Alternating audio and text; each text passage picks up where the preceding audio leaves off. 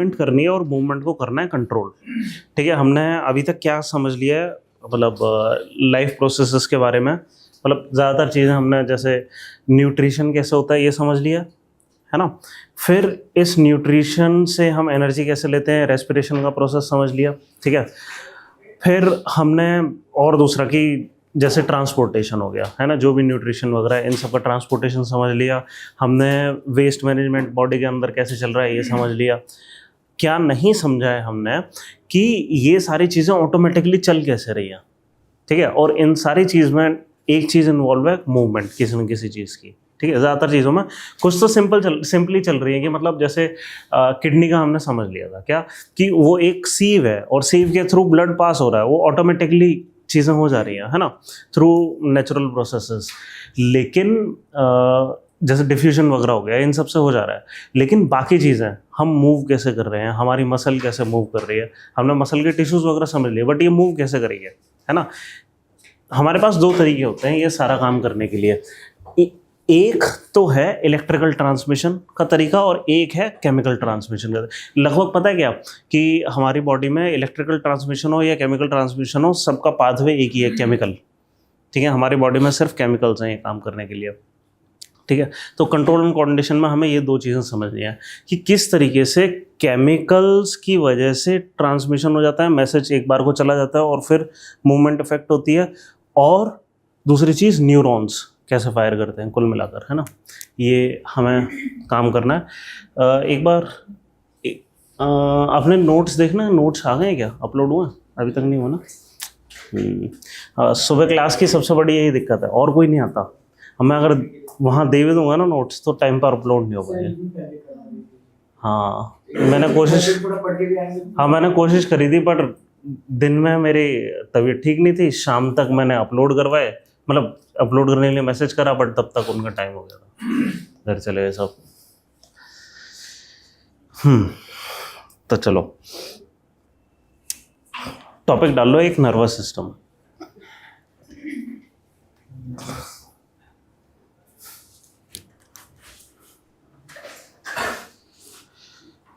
फिर भी हमने जो टिश्यूज वाला चैप्टर करा था वहां पे एक डायग्राम दिया हुआ है न्यूरॉन्स का, एक बार वो खोलना।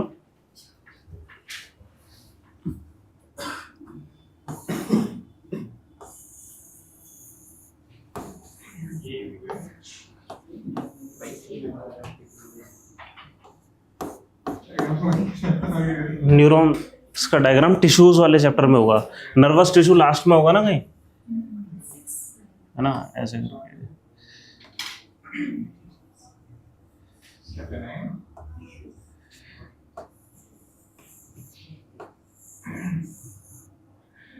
ठीक है,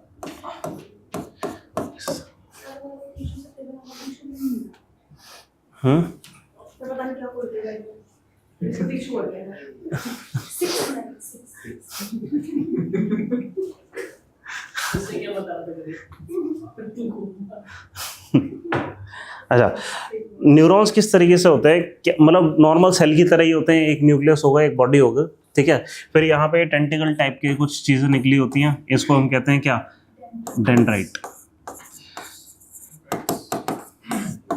इनमें से एक बड़ा ही लंबा सा एक प्रोजेक्शन होता है, इसको हम एक्सॉन कहते हैं।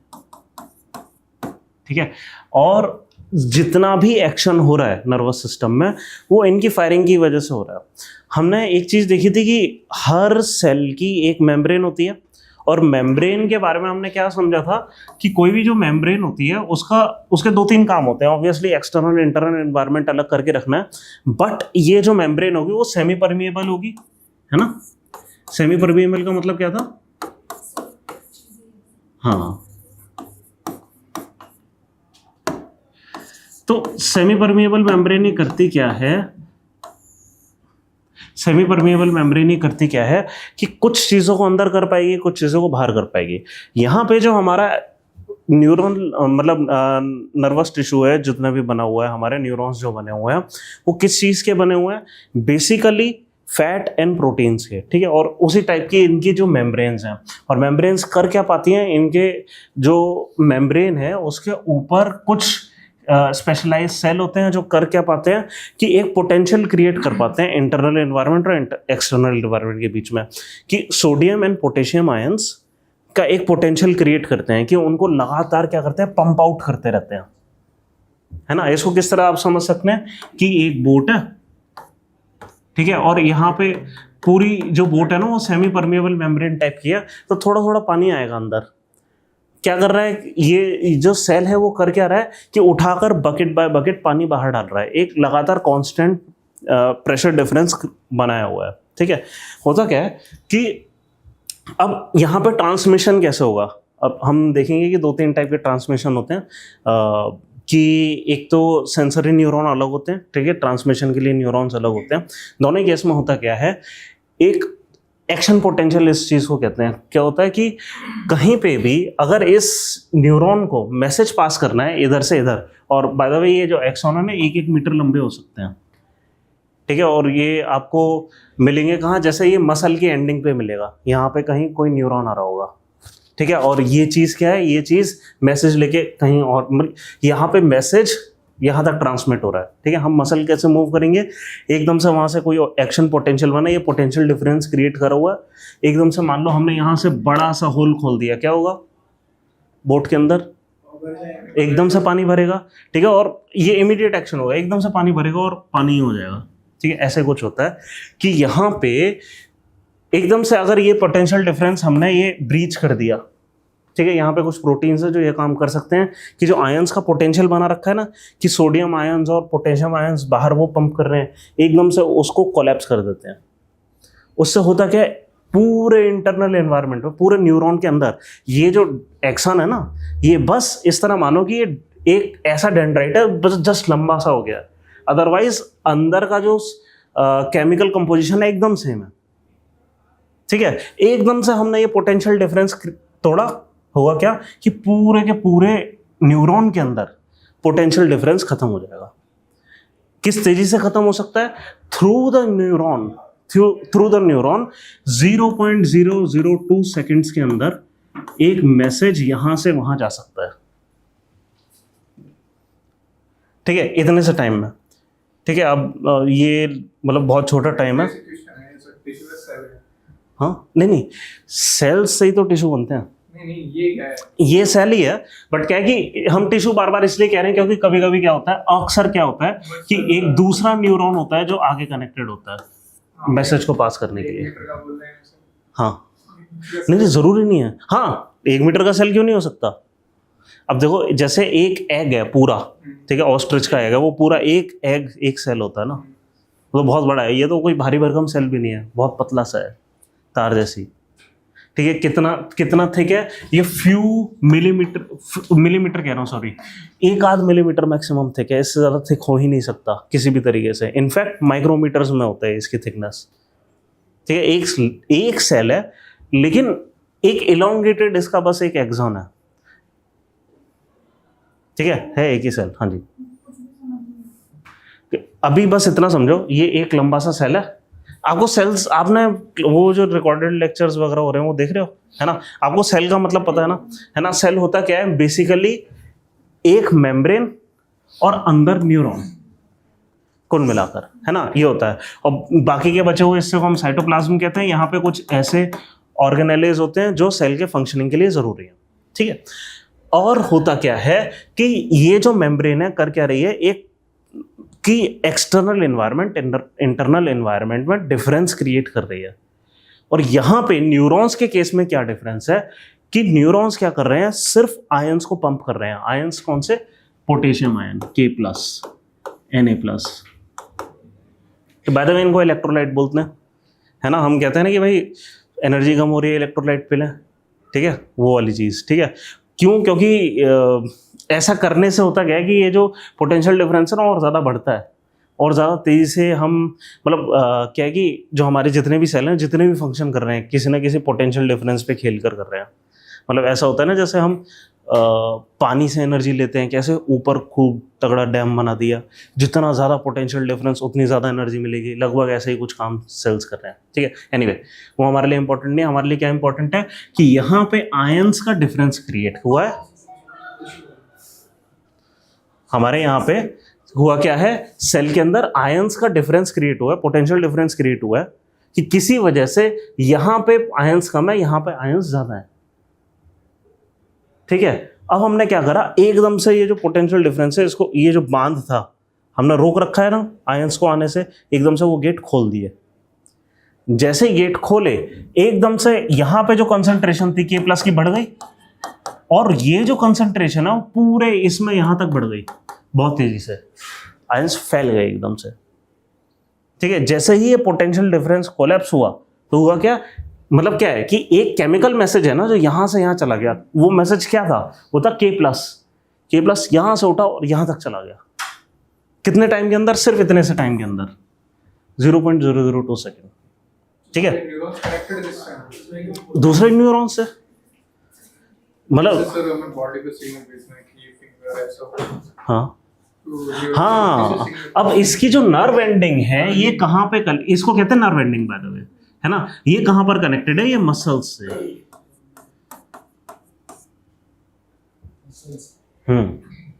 जिसकी वजह से ये मूवमेंट हो रही है। बट हमारा जो ये न्यूरॉन है खाली मसल की मूवमेंट थोड़ी कर रहा है, बहुत सारी चीजों की कर रहा है। इनफैक्ट मतलब ये बहुत ज़्यादा क्लियर नहीं है कि हम मेमोरी क्यों स्टोर कर पा रहे हैं, but somehow it is related to interconnectedness of this neuron। हमारा ब्रेन क्या है, हमारा ब्रेन सिर्फ और सिर्फ बिलियंस ऑफ न्यूरॉन का इंटरकनेक्शन है बस, और कुछ नहीं है। अब किसी वजह से ये हो रहा है कि यहाँ पे कनेक्शन जिस तरीके से चेंज होते हैं उस वजह से हम किसी तरीके से यहाँ पे कुछ स्टोर कर लेते हैं, मेमोरी स्टोर कर पा रहे हैं। हम ये एग्जैक्टली कैसे कर रहे हैं, मतलब ये बहुत ज़्यादा क्लियर नहीं है अभी भी। लैंग्वेज कैसे, मतलब नहीं वो तो ठीक है, अरे आप समझ नहीं रहे, मैं कह रहा हूं ये रिपीटिशन ऑफ वर्ड यहां पर कैसे स्टोर हो रहा है अंदर। नहीं कंप्यूटर में होता है, वो क्लियर नहीं है ना। हमें कंप्यूटर का पता है कि 0 और 1 का मतलब क्या है, हमने कंप्यूटर पहले बनाया वैक्यूम ट्यूब से, हमें तब पता था वैक्यूम ट्यूब स्टोर कर रहे थे। फिर मैग्नेटिक चिप्स पर आ गए, उसका हमें पता लग गया। फिर सॉलिड स्टेट ड्राइव पर आ गए, हाँ ये चीज 0 और 1 है क्या यहाँ पर, हमें नहीं पता। इनफैक्ट 0 1 भी हम नहीं कह सकते, हमें क्या पता वो बेस कुछ और हो, पर जो भी है हमें ये क्या पता कि बेस हो ही ना। नहीं ये शब्द बहुत अच्छा है, बट एक्चुअली पता नहीं ये कैसे काम कर रहा है।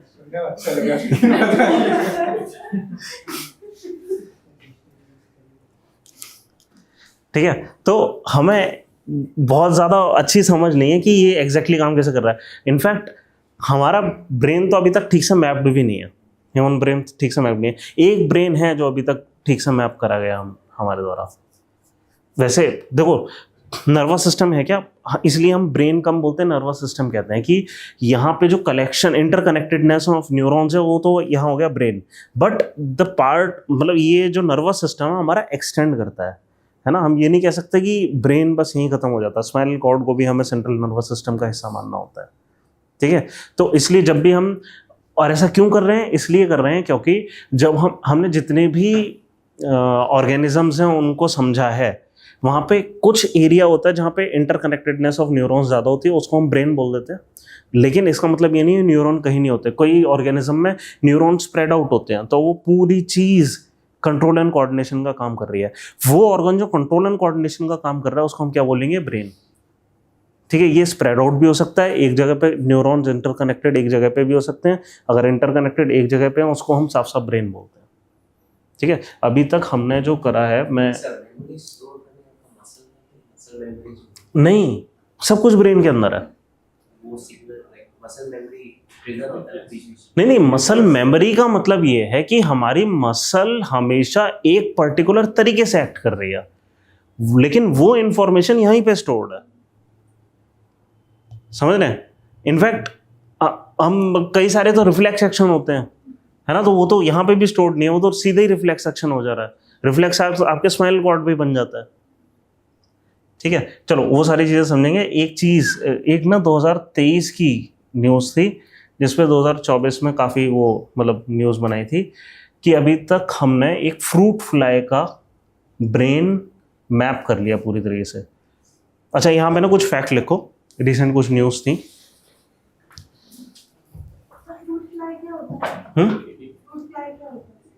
कोई इंसेक्ट है फ्रूट फ्लाई नाम का,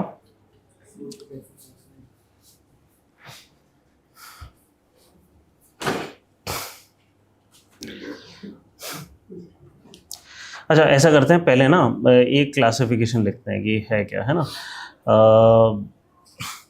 हमारा जो कंट्रोल एंड कोऑर्डिनेशन है, सबसे पहले हम लिखते हैं यहाँ पे रिफ्लेक्स आर्क।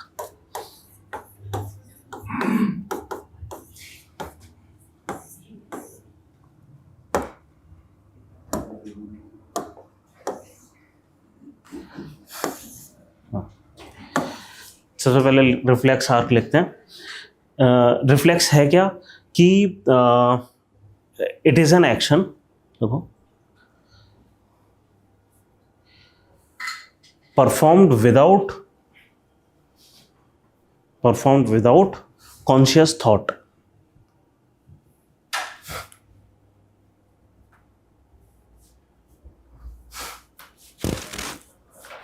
ठीक है, अब विदाउट कॉन्शियस थॉट, बिना बहुत ज़्यादा सोचे एकदम से, मतलब हमने सांप देखा और एकदम से उछल पड़े।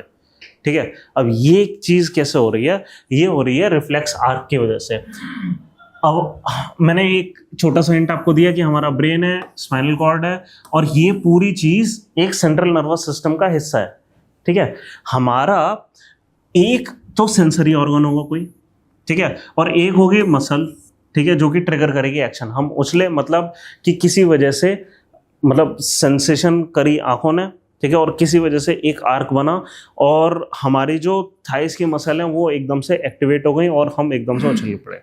ठीक है, ये काम कैसे हो रहा है? ठीक है, कि एक तो मैसेज जा रहा है कहाँ पे, और जितना भी हमारे सेंसेशन है वो जनरली क्या है, स्पाइनल कॉर्ड पे जैसे चली जाती है। ठीक है, सेंसेशन गई और ऊपर तक कुछ नहीं गया, यहीं की यहीं एक आर्क बन गया। क्यों? वहां तक जाने का एक प्रॉब्लम है क्या कि ट्रांसमिशन हो रहा है 0.002 सेकंड में। ठीक है, but from neuron to neuron transmission होने में थोड़ा सा लैग है। अच्छा, एक चीज और मैं यहां बताना चाह रहा था कि ये तो हमने देख लिया कि विद इन ए न्यूरॉन कैसे ट्रांसमिशन हो रहा है।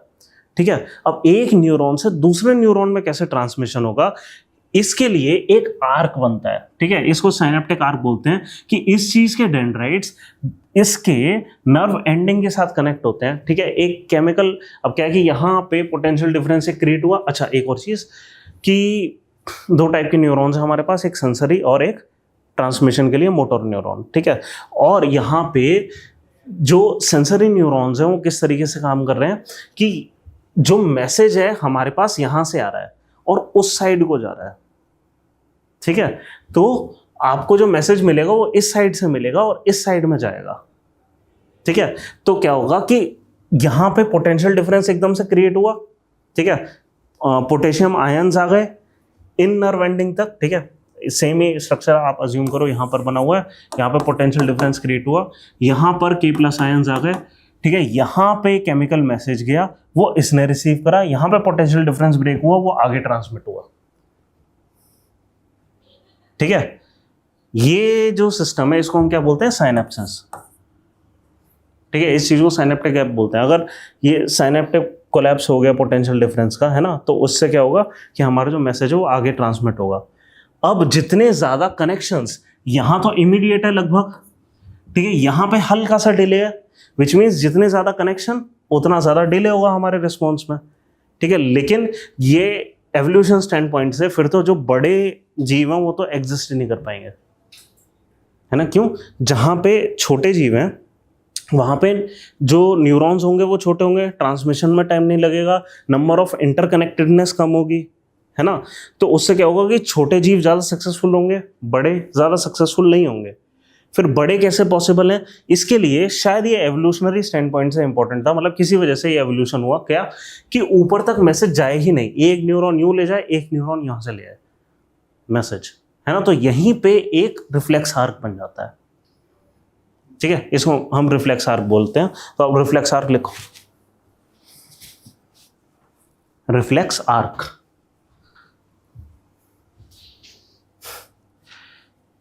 बताइए। Without any conscious thought. नहीं, वही तो विदाउट कॉन्शियस थॉट नहीं लिखा क्या हमने? हाँ, कभी कभी कॉन्शियस होता है, तो उस केस में उस केस में क्या थिंकिंग इन्वॉल्व है, हमारी मेमोरी इन्वॉल्व है। जब मेमोरी इन्वॉल्व होगी ना तो उल्टा, तो मेमोरी इन्वॉल्व होगी तो ऊपर तक जाएगा ये। मान लो जब चोट लग जाती है तो कभी पता नहीं चलता जब चोट लगती है, ब्लीडिंग हुई जब तक देखते नहीं या फिर कभी टच नहीं करते तब तक पता नहीं चलता कि चोट लगी। हाँ, तो मतलब यहाँ पे रिफ्लेक्स आर्क काम नहीं करा। हाँ, स्पाइन में नहीं, नहीं अच्छा ये कह नहीं सकते साफ साफ। हाँ, पूरा नर्वस सिस्टम कनेक्टेड है, नहीं नहीं ये कह नहीं सकते हम साफ साफ, ये हमारी मतलब फिलहाल की अंडरस्टैंडिंग ऐसी है नहीं। ठीक है, तो रिफ्लेक्स आर्क लिखो कि the nerve pathway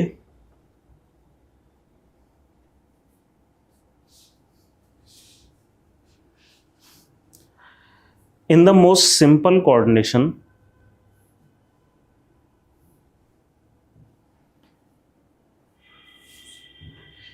involves a sensory nerve and a motor nerve.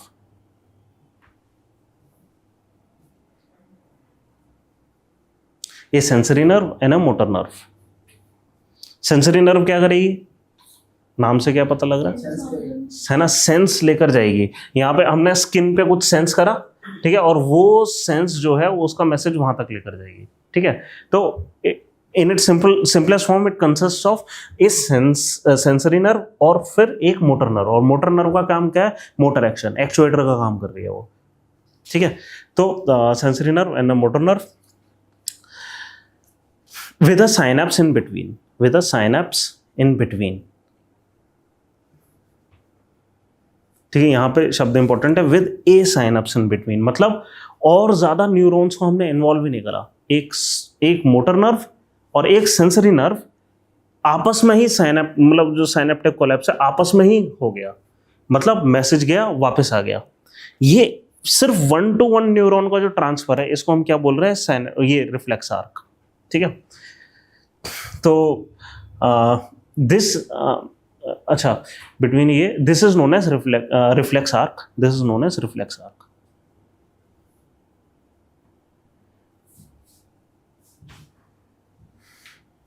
ठीक है, लोकेशन लिखो इसकी, लोकेशन क्या है। अब एफिशिएंसी के लिए होता क्या है कि हमारी जो मतलब, क्योंकि हम जितने ज्यादा साइनेप्सेस बीच में लेंगे उतना ज्यादा डिले होगा, इसलिए नंबर ऑफ न्यूरॉन्स कम से कम होते हैं, इसलिए कि एक नर्व इतनी लंबी हो सकती है। ठीक है, तो होता क्या है कि एक नर्व यहां से स्टार्ट होगी और सीधे स्पाइनल कॉर्ड तक जाएगी, पहला कनेक्शन स्पाइनल कॉर्ड पे बनेगा। क्यों, क्योंकि यहाँ पे कभी कभी यहाँ पे कनेक्शन देना क्यों जरूरी है, क्योंकि यहाँ पे कभी कभी ऊपर जाता है मैसेज। हमने इतनी लंबी नर्व क्यों नहीं ली कि यहाँ से सीधे ऊपर तक जाएगा, इसलिए नहीं ली, पहली बात। फिर नंबर ऑफ नर्व्स जो पूरी बॉडी से ऊपर तक जा रही है वो बंडल मोटा हो जाएगा, हमें मोटा नहीं करना। ठीक है, दूसरी चीज इससे फायदा यह है एक कनेक्शन यहां देने का कि ये रिफ्लेक्स आर्क अब पॉसिबल है। गॉट इट कि हाँ, इसके डिसफंक्शन से पैरालिसिस हो सकता है, और भी कई कारण होते हैं, है ना, लेकिन ज्यादातर पैरालिसिस किस वजह से होते हैं, इस वजह से कि हमारा जो नर्वस सिस्टम है वो काम नहीं कर रहा, कि मोटर नर्व है अब मैसेज ही नहीं ले जा पा रही। ठीक है, विच मीन्स एसेंशियली ये पॉसिबल होना चाहिए कि हम किसी तरीके से अगर नर्व को रिपेयर कर दें तो ये चीज़ हो पाए, लेकिन नर्वस सिस्टम ऐसी चीज़ है जिसमें ये कहना आसान है, बस करना बहुत मुश्किल है। हमें खुद को नहीं पता कि किस तरीके से इंटरकनेक्टेडनेस क्या कर रहा है। ठीक है, तो अच्छा लोकेशन क्या है, तो दिस रिफ्लेक्स ये जो हाँ दिस रिफ्लेक्स टेक्स प्लेस या reflex arc take place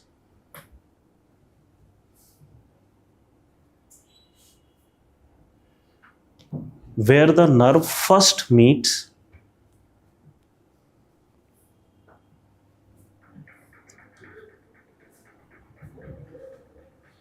the nerve bundle in the spinal cord. The nerve bundle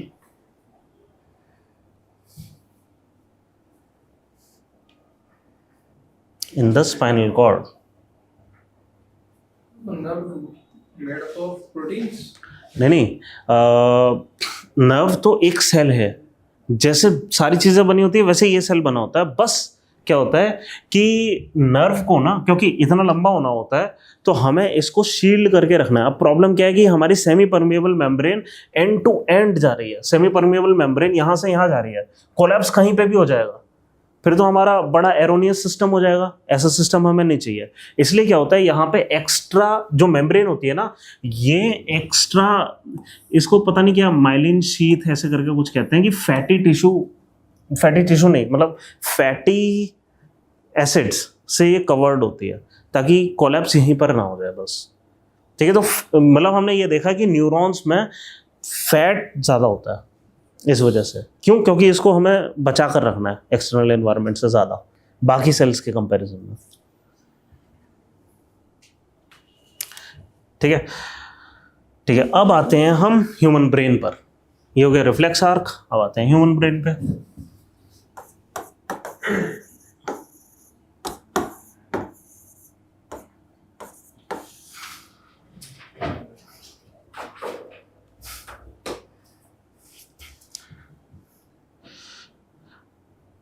तो ब्रेन कंसिस्ट ऑफ, देखो, brain consist of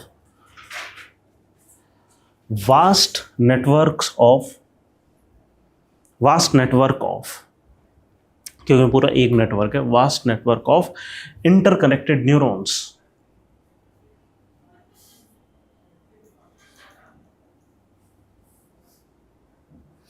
interconnected neurons.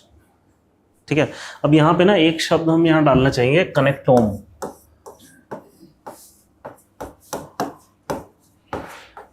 अगर हमें ब्रेन को समझना है किसी तरीके से, हम ये समझ जाएं कि सारे न्यूरॉन्स जितने भी हैं, मिलियंस बिलियंस जो भी हैं, ठीक है, वो सब किस तरीके से कनेक्टेड हैं, शायद हमारी तब बेटर अंडरस्टैंडिंग हो जाएगी एग्जैक्टली कौन सी चीज़ कब कोलैप्स कर रही है, क्या मेमोरी क्रिएट कर रही है, कॉम्प्लेक्स डिसीजन मेकिंग में ये आर्क किस तरीके से बन रहा है ओवरऑल। ठीक है, तो ये जो पूरी चीज़ है उसके समझने के लिए हमें ये समझना पड़ेगा कि पूरा ब्रेन के अंदर के न्यूरॉन्स किस तरीके से इंटरकनेक्टेड है। ठीक है, जो ब्रेन का 3D मैप होता है, जिसके सारे इंटरकनेक्टेडनेस जो भी है वो हमने सारी मैप कर ली है, इस पूरी मॉडल को हम क्या बोलते हैं, कनेक्टोम। ठीक है, तो कनेक्टोम लिखो एक।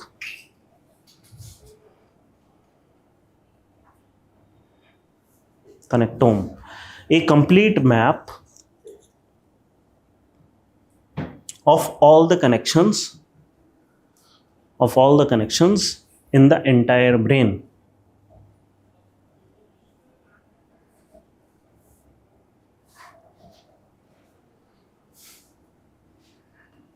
ठीक है, अभी तक 3 ही चीज़ों के हमने कनेक्टोम्स अभी तक बनाए थे 2023 से पहले। ठीक है, एक राउंड वर्म लिखो, ओनली 3 connectomes are available.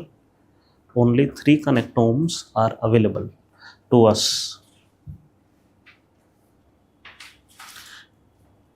ठीक है, अच्छा ये इंपॉर्टेंट भी नहीं है कौन से हैं। ठीक है, ऐसा मान लो for example of round worm, ऐसा लिख दो, for example of round worm. तो भी बता दीजिए सर, हैं, लाइन लिख लिया सर, तो बता दीजिए। अजीब सा नाम है। एक larval marine worm, LARVL, larval marine worm, marine, पानी वाला, हाँ, मरीन वर्म WRM, और एक लार्वल सी स्क्वर्ट, SQUIRT, लार्वल सी स्क्वर्ट। मतलब ये इन्फॉर्मेशन हमारे लिए इतनी इंपॉर्टेंट नहीं है, बट अगली इन्फॉर्मेशन बहुत इंपॉर्टेंट है। अब ये क्या है, ये वॉर्म्स हैं।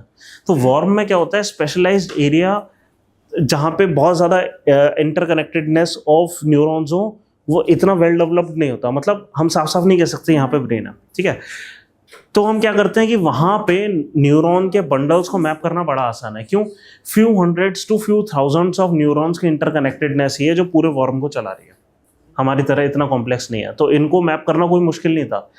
पहली बार हमने कोई कॉम्प्लेक्स बीम को मैप करा है, वो अब करा है। जो मैं कह रहा था ना कि हमने ये ड्रैगन फ्लाई, फ्रूट फ्लाई को हमने करा है ना। तो ये 2023 की एक न्यूज़ लिखो, 2023 न्यूज़।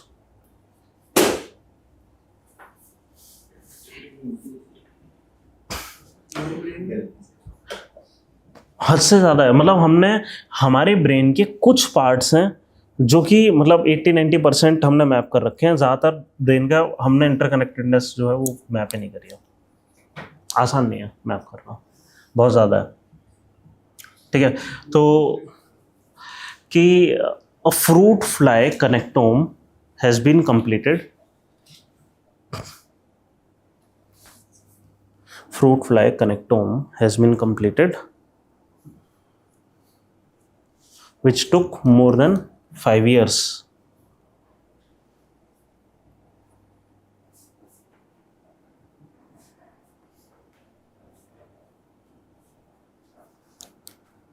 ठीक है, आजकल क्या हो रहा है कि जितने भी साइंस की फील्ड में हम मतलब इनोवेशंस वगैरह कर रहे हैं ना, ये इंडिविजुअल इनोवेशंस बहुत कम है और बहुत ज़्यादा टीम एफर्ट्स लग रही हैं। तो जैसे फ्रूट फ्लाई का जब आप ये देखोगे ना, जो कनेक्टोम बना है, इसमें सेवरल PhDs आ गई हैं लोगों की। ठीक है, सिर्फ इसके रिसर्च में। ठीक है, हमने कल परसों नहीं, कब कर रहे थे हम ये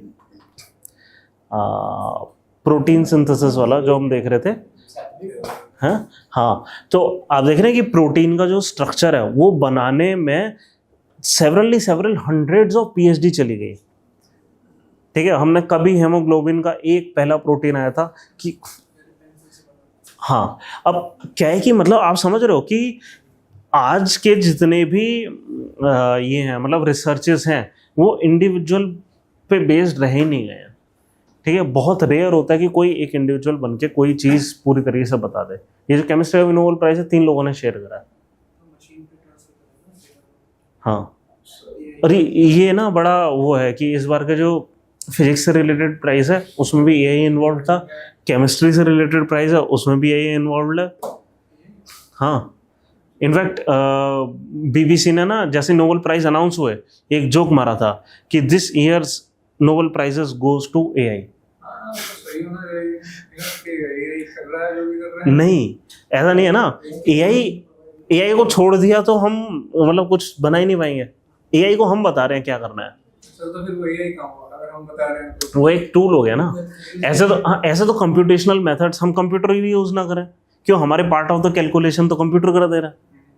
हम ना वही तो, हम क्या कहते हैं, अपनी जो कैलकुलेशंस है, अपना जो लेबोरियस टास्क है उठाकर इंटेलिजेंस को दे दे रहे हैं ना, आर्टिफिशियल इंटेलिजेंस को दे दे रहे हैं ज़्यादा एफिशिएंटली कर। हम 19 साल कर लिया, उससे टाइम लगता, हाँ वो AI ने कम समय में कर दिया। हाँ, वो सही है। तो हम ये क्या, इसलिए AI को प्राइस क्यों नहीं मिल रहा और हमें क्यों मिल रहा है? क्योंकि AI ये खुद नहीं कर सकता था। ये हमने उस सिस्टम को डिजाइन करा कि AI को इस तरीके से डिजाइन करा कि तुम ये करके दिखाओ, है ना। आपने कंप्यूटेशनल टास्क को हल्का कर लिया, बस इतना ही करा है हमने, और ज़्यादा थोड़ी कुछ करा।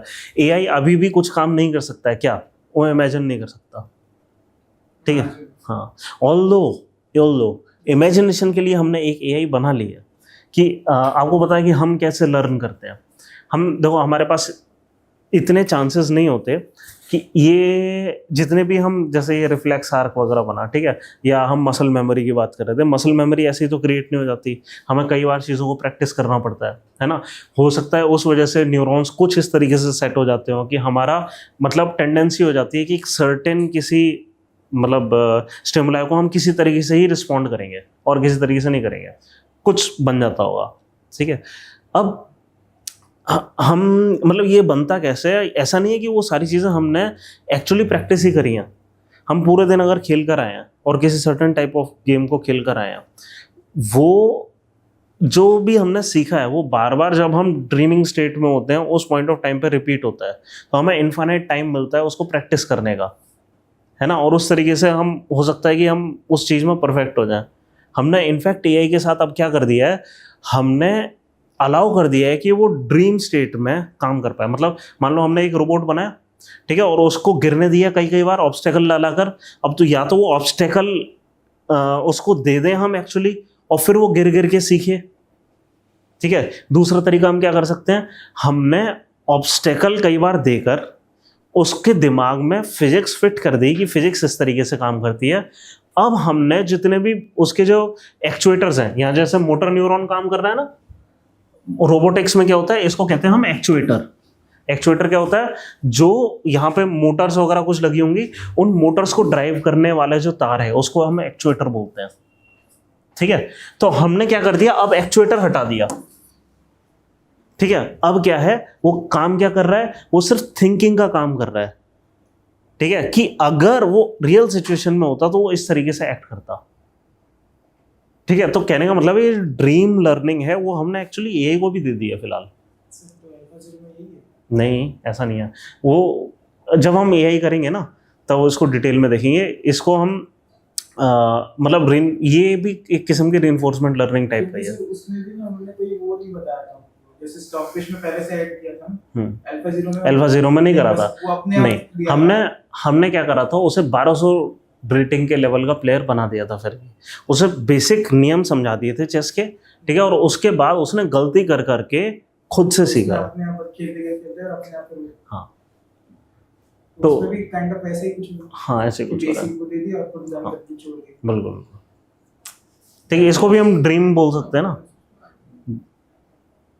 कैलकुलस यूज करते हैं कैलकुलस यूज करता है एआई। कैलकुलस में मेथड होता है ना कि वो प्रोसेस जान सीखते रहने का, कैलकुलस का वो एक तरीका है ना, एआई में कैलकुलस यूज करता है। नहीं, कैलकुलस आप मैथमेटिक्स वाला कैलकुलस की बात कर रहे हो, इंटीग्रेशन। नहीं, वो तो ठीक है, कैलकुलेशंस यूज होते हैं। आपको पता है वो कैसे काम कर रहा है, जैसे जीपीटी।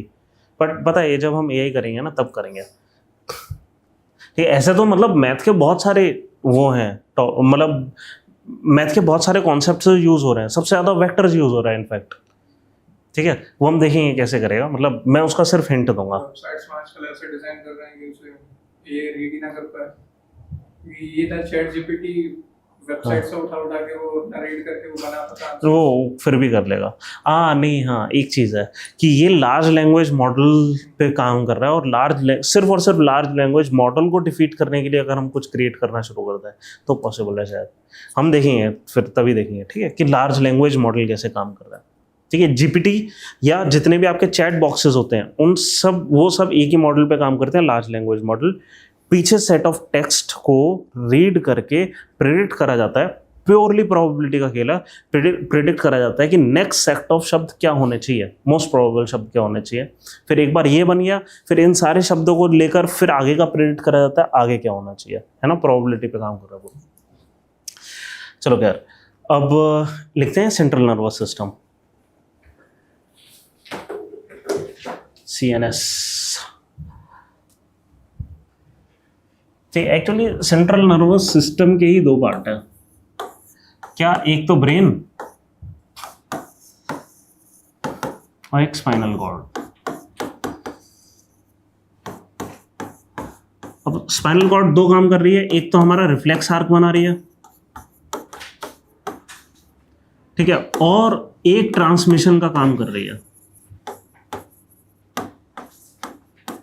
ट्रांसमिशन एंड सेंसेशन बोल सकते हैं।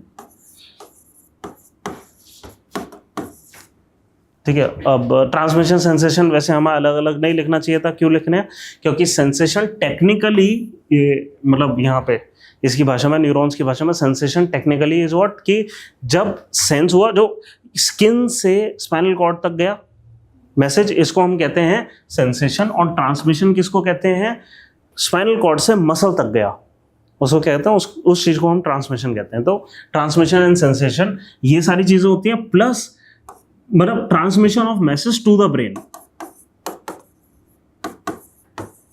सब कुछ कैसे हो रहा है, ये सब हो रहा है स्पाइनल कॉर्ड से। ठीक है, ब्रेन हमारा क्या काम कर रहा है कि जहां पे कॉम्प्लेक्स डिसीजंस हैं,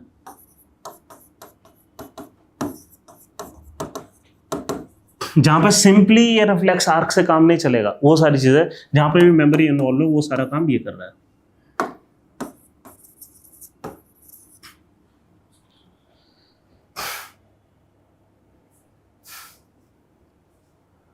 ठीक है, इसके अलावा जो डिस्टिंक्शन है बस ये है, और दोनों ही में नर्व्स में बहुत ज़्यादा अंतर नहीं होता नर्व के स्ट्रक्चर में, लेकिन फिर भी डिस्टिंक्शन क्रिएट करने के लिए इनको हम स्पाइनल नर्व्स बोलते हैं, और इसको क्रेनियल नर्व्स बोलते हैं।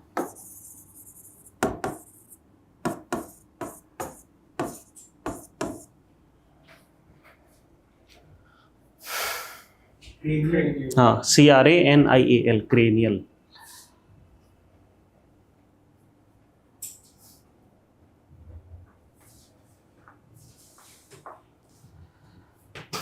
ठीक है, और स्पाइनल नर्व्स में क्योंकि ट्रांसमिशन दोनों साइड से होना है, ठीक है, तो सेंसेशन वाली नर्व्स, सेंसरी नर्व्स और motor neuron, sensory neurons and motor neurons दोनों ही कंपोज, मतलब स्पाइनल नर्व में दोनों ही होते हैं। अच्छा, यहाँ पे एक चीज़ हम एक और क्रिएट कर देते हैं यहाँ पे डिस्टिंक्शन कि types of neurons, types of neurons लिखो।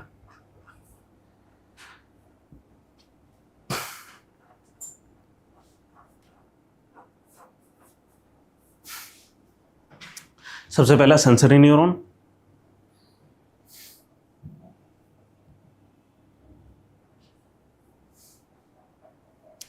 Carry information from sensory receptor to CNS, तो सीएनएस क्या हो गया? हाँ, मतलब ब्रेन प्लस स्पाइनल कॉर्ड, ठीक है, तो स्पाइनल कॉर्ड तक भी आ रहा है तो हम क्या बोलेंगे? सेंसरी नर्व में वो चीज़ लेकर आ रही है, ठीक है। फिर अब जनरली ये किस टाइप का है? ये किसी न किसी किस्म की सेंसेशन लेकर आ रही है जनरली, ठीक है। Second, motor nerves transmit signals from CNS to muscles, from CNS to muscles,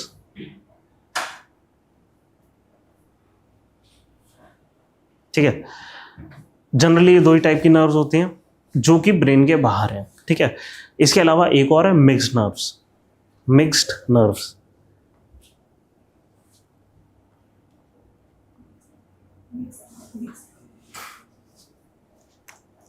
ठीक है। They contain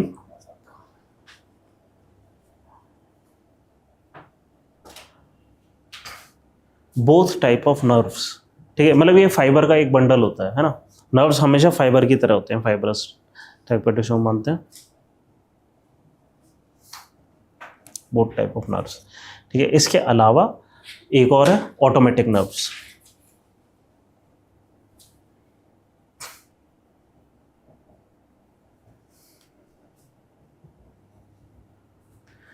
they regulate involuntary functions.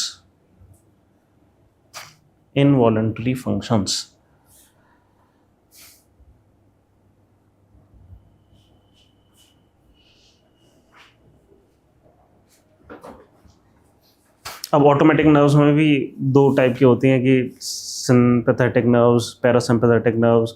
होता क्या है कि मतलब सिंपैथेटिक नर्व्स जो कि हर्ट वाले सिस्टम को थोड़ा सा से रिलेटेड है कि किसी तरीके से कुछ भी हुआ और हर्ट रेट बढ़ा दी तो पंपिंग बढ़ गई, है ना, तो वो सिंपैथेटिक नर्व है। पैरासिम्पैथेटिक जैसे डाइजेस्टिव सिस्टम को चला रही है। अब ये हमारे वॉलंटरी नहीं है ये फंक्शन, है ना, कि ईसोफेगस में भी मस्कुलर कॉन्ट्रैक्शंस होते हैं जिसकी वजह से खाना नीचे जाता है, ठीक है। अब ये सारा फंक्शन है इनवॉलंटरी।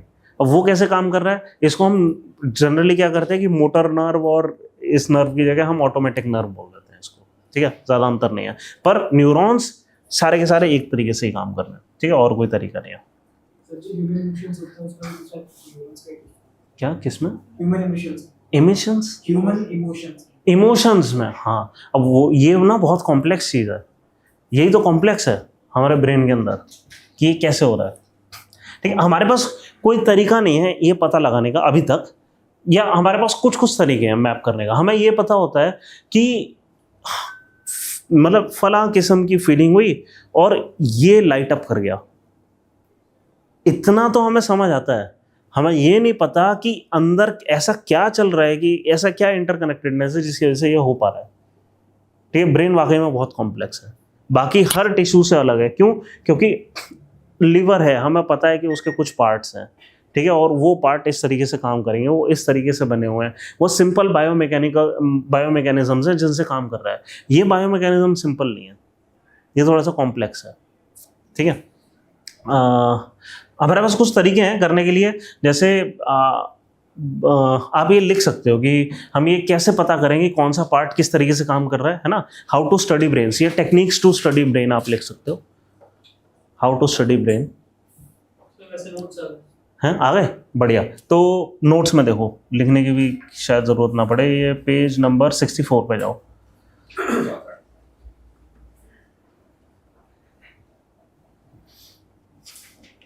ठीक है, पेज नंबर 64 पे जाओ। हम कैसे कैसे कर सकते हैं? एक है लीजन स्टडीज। लीजन स्टडीज क्या है कि ब्रेन में कुछ हिस्से में डैमेज है और उससे हमारी बॉडी कुछ फंक्शंस नहीं कर पा रही है।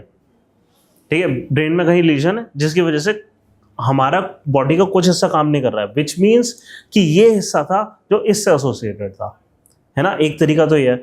दूसरा है न्यूरो इमेजिंग टेक्निक, कि एमआरआई हमने करना शुरू कर दिया। ठीक है, एमआरआई क्या होता है वैसे? Magnetic resonance imaging. ठीक है, एमआरआई होता है मैग्नेटिक रेजोनेंस इमेजिंग।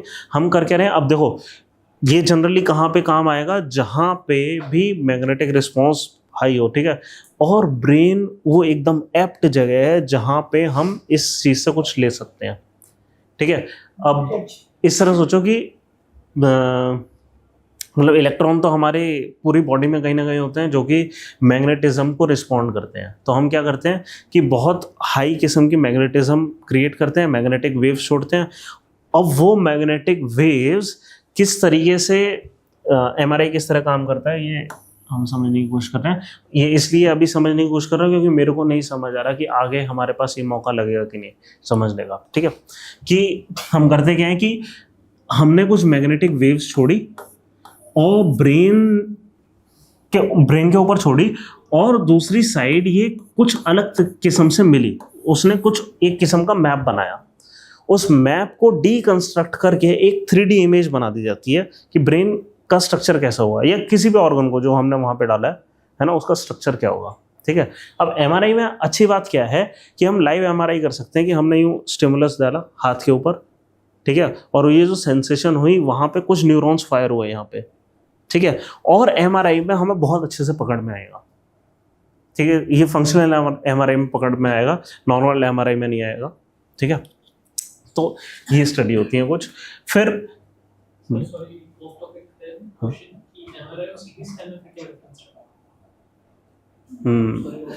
हाँ, नहीं ये एकदम सही है। सीटी स्कैन मैग्नेटिज्म पे काम नहीं कर रहा है, कोई और चीज़ है। ठीक है, मैं अभी श्योर नहीं हूँ लेकिन एग्जैक्टली है क्या, एक बार चेक करें।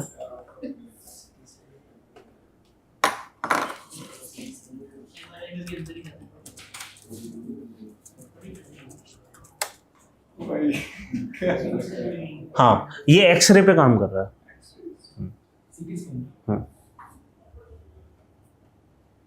ठीक है, तो मतलब क्या है कि ये इस तरीके से काम कर रहा है कि एग्जैक्टली सेम चीज़ है, बस ये वहाँ से हम एक्सरे छोड़ रहे हैं और एक्सरे किस तरीके से हमें मिल रहा है उसका हम 3D मॉडल बना रहे हैं। तो ऑब्वियसली बात है कि सीटी स्कैन फिर क्या प्रॉब्लम, सीटी स्कैन फिर प्रॉब्लमेटिक है क्योंकि एक्सरे हाई एनर्जेटिक रेज होती हैं। मैग्नेटिक रेज हमारे साथ इतना प्रॉब्लम नहीं क्रिएट कर सकते जितना ये सीटी स्कैन कर सकता है किसी भी चीज़ के साथ, क्योंकि एक्सरे कार्सिनोजेनिक होता है माइंडली। क्या? नहीं, रेडियो एक्टिव नहीं, रेडियो एक्टिविटी अलग है। अरे श्योर, नहीं रेडियो एक्टिविटी का मतलब पता है क्या होता है कि कोई सैंपल है एटम का और वो ऑटोमेटिकली किसी किस्म का डीके कर रहा है, चार्ज पार्टिकल, या तो अल्फा डीके या बीटा डीके, इस तरीके से। तो मतलब ये हो सकता है कि मैग्नेटिक जो रेज हैं वो पढ़ें और वो मटेरियल को एक्साइट कर दें हमारे बॉडी के अंदर, जिसकी वजह से रेडियो एक्टिविटी हो, कुछ हो रही हो। वरना मेरे को एक बार समझना पड़ेगा वाकई में ऐसा कुछ है कि नहीं, है ना। ये मैं इतनी आसानी से नहीं बता सकता। नहीं, ईएम वेव तो है, ईएम वो रेडियो एक्टिव नहीं, रेडिएशन तो नहीं बोल रहे आप। हाँ, इलेक्ट्रोमैग्नेटिक रेडिएशन है ना वो। हाँ, नहीं रेडियो एक्टिविटी नहीं होगी।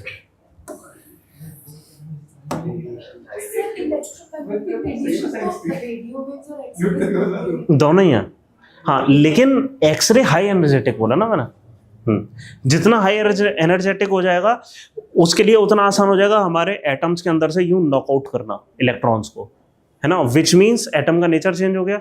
अब जब नेचर चेंज हो गया तो मतलब अंदर जीन्स तक के लेवल पे एटम्स का नेचर चेंज हो रहा है। आप सोच रहे हो कि एटम्स तो क्या है, प्रोटीन्स, डीएनए सब कुछ एटम्स का ही बना है। अगर ये चीज़ पॉसिबल है कि एटम्स के साथ छेड़छाड़ पॉसिबल हो रही है, वो चाहे जितने भी माइल्ड हो, तो वहाँ पॉसिबिलिटी है कि कार्सिनोजेनिक हो सकता है कोई भी चीज़। क्यों? हमारे डीएनए का स्ट्रक्चर चेंज होगा, किस किस्म के फिर प्रोटीन बनेंगे हमें नहीं पता, है ना। ठीक है, हाँ। फिर ऐसे ही इलेक्ट्रोफिजियोलॉजिकल स्टडीज कि हम ब्रेन के अंदर की इलेक्ट्रिसिटी मेजर करने की कोशिश कर रहे हैं किसी तरीके से। फिर ब्रेन स्टिमुलेशन, वैसे ही हमने मान लो एमआरआई या इलेक्ट्रोफिजिकल स्टडीज, फिजियोलॉजिकल स्टडीज को यूज़ नहीं करा, हम वैसे भी चेक करने की कोशिश कर रहे हैं कि मतलब हमने यहाँ पे टैप करा तो वो किस तरीके से काम करता है ना। तो 3-4 चीज़ें हैं, या तो कुछ ब्रेन का कोई एरिया डैमेज है और उससे फिजिकल हमें कहाँ कुछ दिखाई दे रहा है, एमआरआई हो गया, ठीक है। इलेक्ट्रोफिजियोलॉजिकल स्टडीज़ हो गई क्योंकि इलेक्ट्रिकल सिग्नल्स हैं पूरे सीएनएस में, और इसके अलावा क्या कि हम यूं टैप करके देख रहे हैं, ठीक है। तो नहीं, बिल्कुल नहीं कर रहे, नहीं। हमें अभी फिलहाल क्या समझना, हम समझ रहे हैं ब्रेन का स्ट्रक्चर, नहीं, वो सब देखने के लिए हमें हार्ड एविडेंस चाहिए, ठीक है। साइकोलॉजिकल स्टडीज के जो एविडेंस है ना, वो बहुत ज़्यादा अच्छे नहीं होते। तो जब भी हम कोई भी साइंस, अच्छा साइंस का मतलब क्या है पहले ये बताओ। हमने बहुत मतलब 1 हफ्ता हो गया हमें साइंस पढ़ते हुए, नहीं वो तो ठीक है। विज्ञान आपको पता है बुद्धिज्म में किस चीज़ को कहते हैं?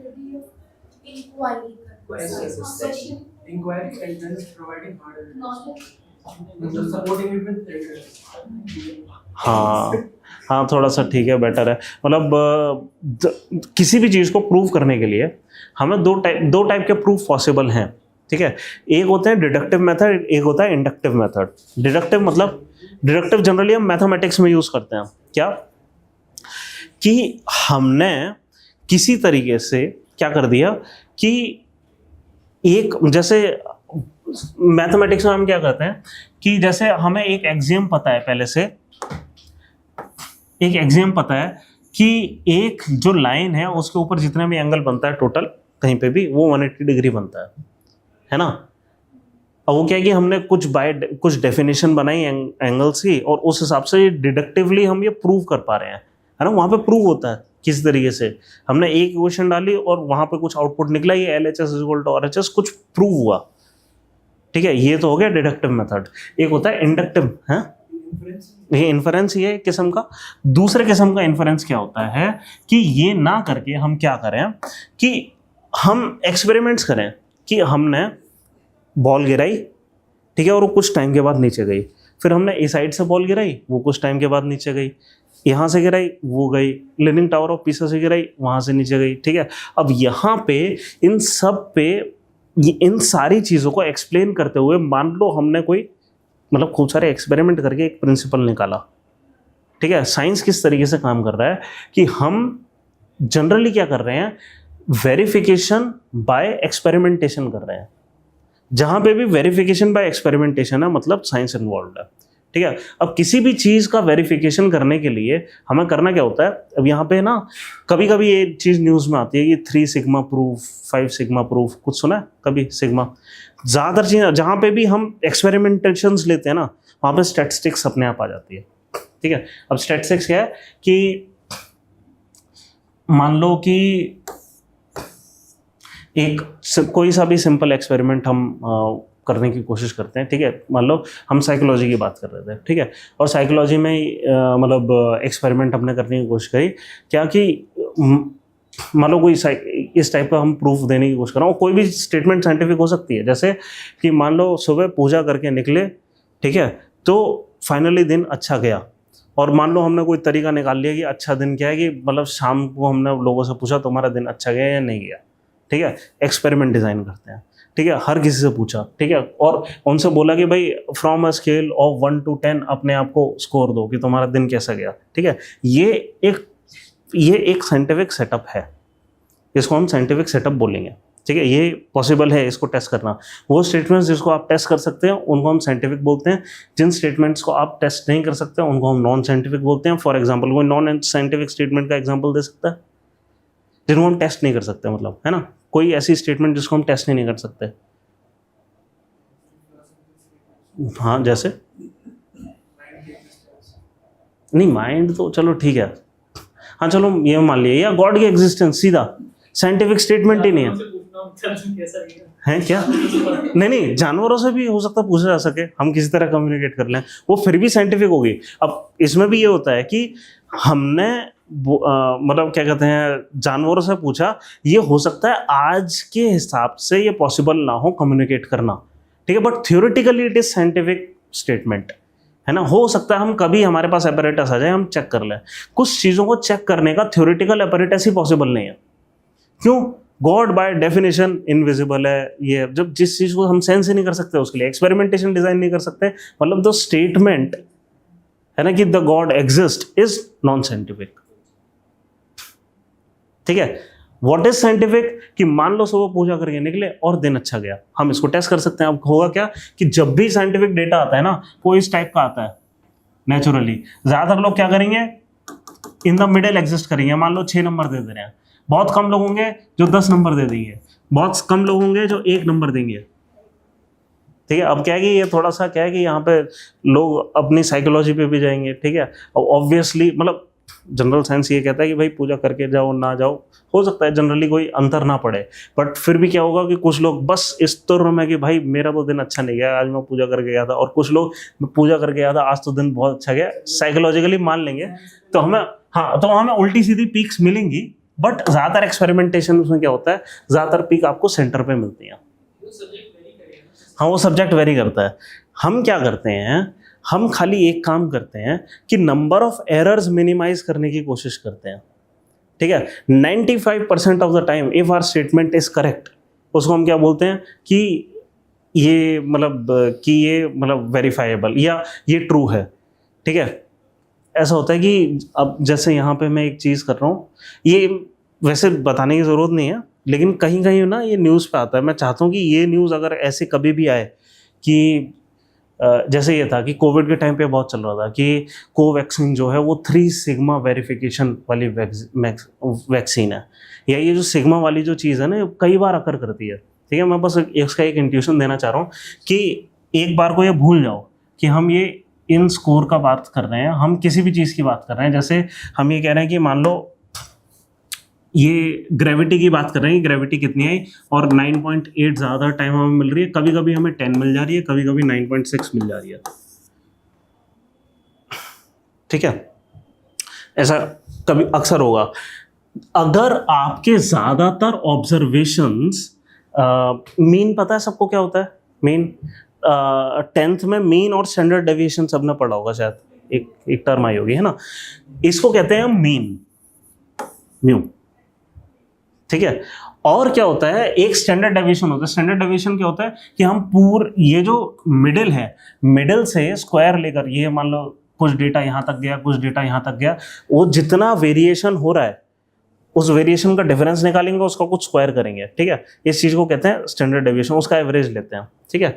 जो स्टैंडर्ड डेविएशन है, अगर इस टाइप का नैरो होता है ग्राफ तो स्टैंडर्ड डेविएशन कम होता है, अगर इस टाइप का ग्राफ होता है तो स्टैंडर्ड डेविएशन ज़्यादा होता है। इसको हम ज़्यादा स्टैंडर्ड डेविएशन मानते हैं, ठीक है। देख रहा, इसको इधर ले आऊं,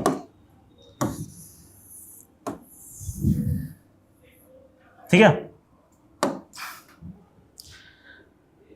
स्टैंडर्ड डेविएशन यहाँ पे कम है, स्टैंडर्ड डेविएशन ज़्यादा है। और हम ये कैसे मेजर कर रहे हैं? हम मेजर कर रहे हैं कि कितना बीच से कोई चीज़ हटी हुई है, उसको मैग्नीफाई, उसका जो डिफरेंस है उसको मैग्नीफाई करने के लिए इस डिफरेंस का स्क्वायर कर देते हैं और फिर उसका एवरेज लेते हैं। उससे हमें पता लगता है कि स्टैंडर्ड डेविएशन कितना है।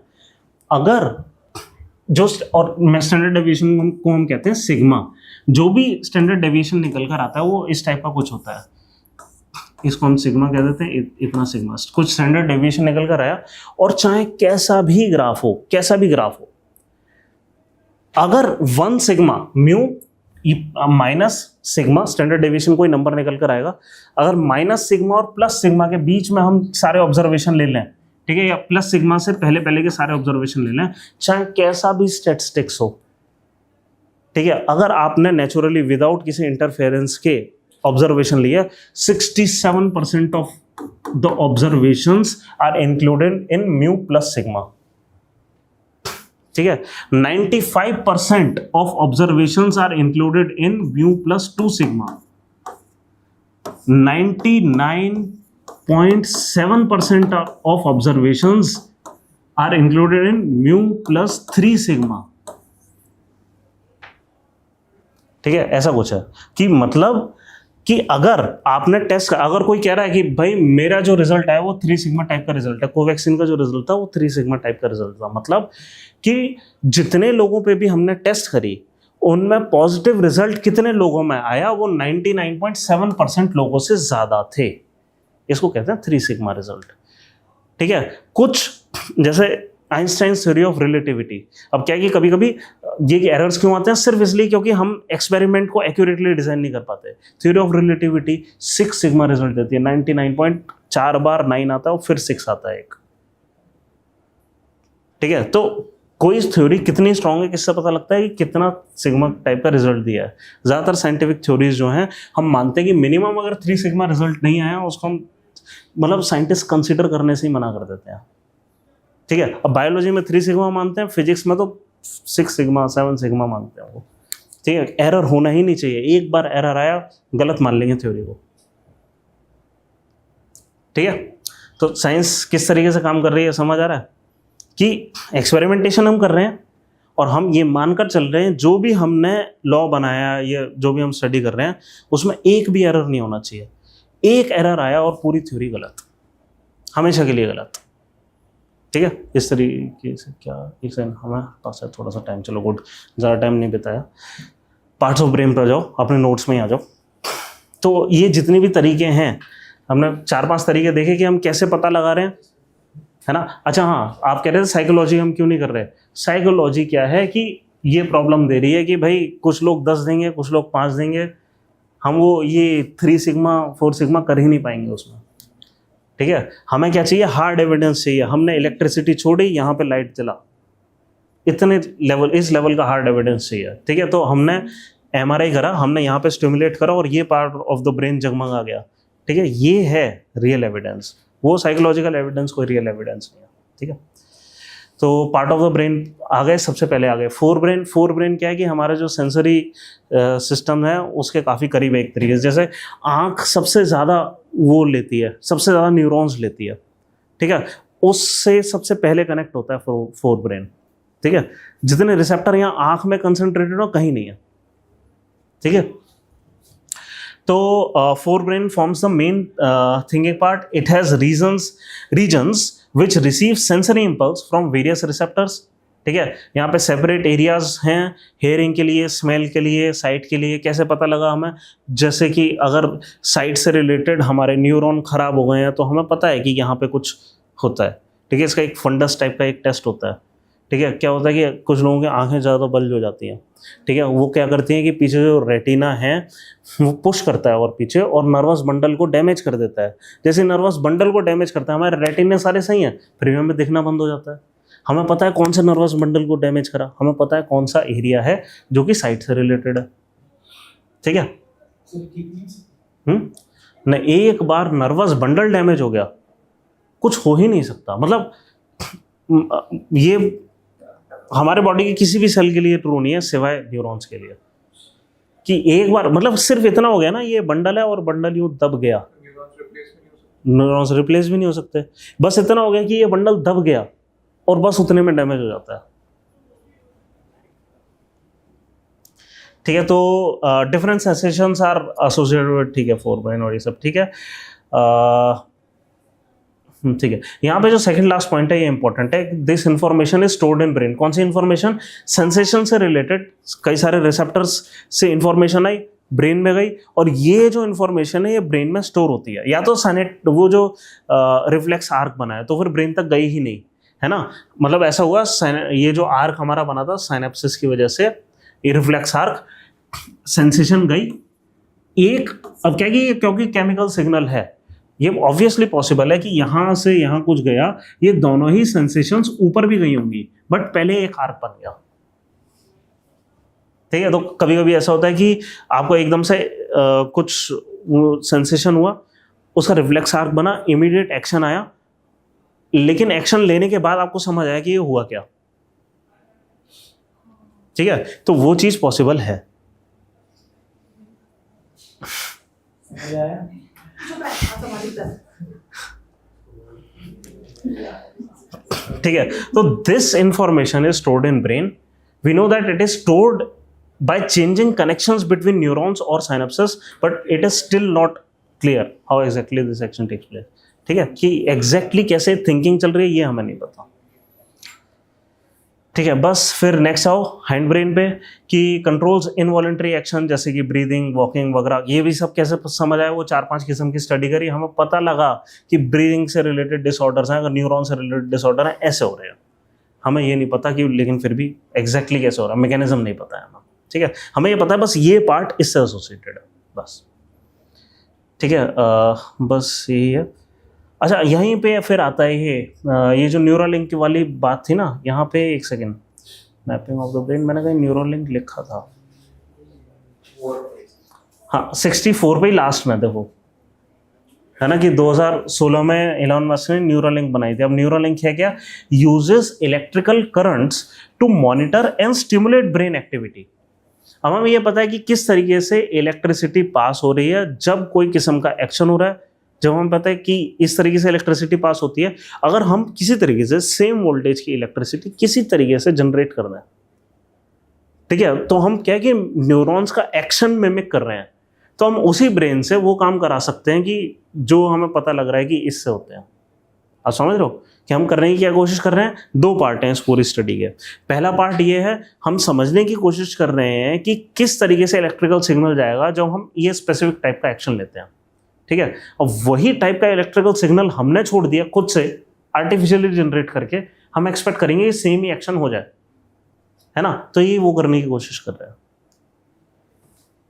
ठीक है, तो कर क्या रहा है, बाय द वे इनकी टेक्नोलॉजी का नाम है ब्रेन कंप्यूटर इंटरफेस. इसका मतलब ये नहीं है कि एक चिप है जो कि ब्रेन से बात करेगी, कुछ बेसिक एक्शंस को बस ये कर पाएगी, सबको नहीं कर पाएगी. तो करेगी क्या? Uses electrical currents to monitor and stimulate brain activity, converting neural signals into binary code for device control. कि जो न्यूरल सिग्नल्स है उनको तो उसने कोड में स्टोर कर लिया. ठीक है, फिर BCI aids people with paralysis. अब बाकी वो मतलब वही सिग्नल छोड़ेगी ताकि हम सेम चीज कर पाए. तो BCI aids people with paralysis to communicate and control devices. ठीक है, in the future it may enhance memory, cognitive ability, वो सब. ठीक है, क्लिनिकल ट्रायल्स वगैरह कुछ चल रहा है. ठीक है, और ज़्यादा कुछ इंपॉर्टेंट नहीं है हमारे लिए.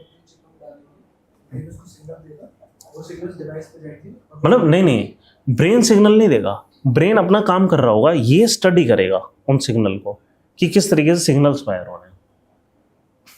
आप समझ रहे हो? यूज क्या हुआ?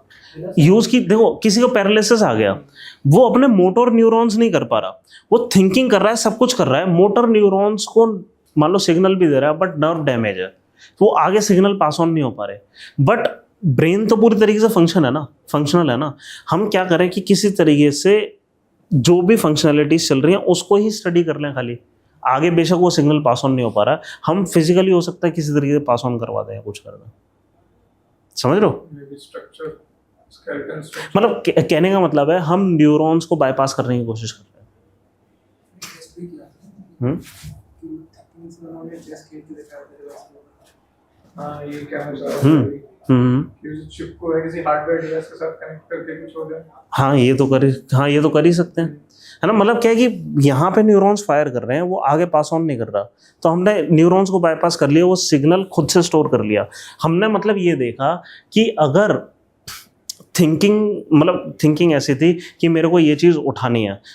अब हम अगर किसी तरीके से हमने ये पता कर लिया कि उठाने में कैसे न्यूरॉन्स फायर हो रहे हैं, और एक बंदा पैरालाइज्ड है और उसके भी सिमिलर न्यूरॉन्स फायर हो रहे हैं, मतलब वो कुछ उठाना चाह रहा है ना. हम रिवर्स इंजीनियरिंग कर रहे हैं एक किस्म की. ठीक है, प्लस इसमें हम आर्टिफिशियल इंटेलिजेंस भी डाल रहे हैं क्योंकि हमारी एबिलिटी कम है. अब कई सारी PhDs लग जाएंगी कि हर टाइप के बिहेवियर को ब्रेन के ऊपर मैप करें. आर्टिफिशियल इंटेलिजेंस इसको मतलब वही अपना काम हम मशीन को दे दे रहे हैं कि तुम चेक करो भाई कैसे कैसे फायरिंग होती है. वो पूरा एक मतलब ब्रेन का मैप बना सकते हैं कि इस टाइप के मतलब एग्जैक्टली इस जगह पे अगर फायरिंग हुई है तो ये कॉम्प्लेक्स इमोशन चल रहा है ना. चलो, मिड ब्रेन. तो midbrain plays role in excitation, motivation, habituation. ठीक है, तो क्रेनियम ब्रेन नीड्स, अच्छा हाँ, अरे मिड ब्रेन के बाद एक और पार्ट है, ये मेरे को अलग लिखना चाहिए था, ये गलत लिख दिया यहाँ पे। क्रेनियम अलग चीज़ है, क्रेनियम क्या है, हाँ, इस पूरी चीज़ को हमने एक फ्लूइड के अंदर शॉक एब्जॉर्प्शन के लिए रखा हुआ है, और ये सब कुछ कहाँ है, एक बोन, थिक बोन के अंदर है, जिसको हम क्या बोल रहे हैं, क्रेनियम।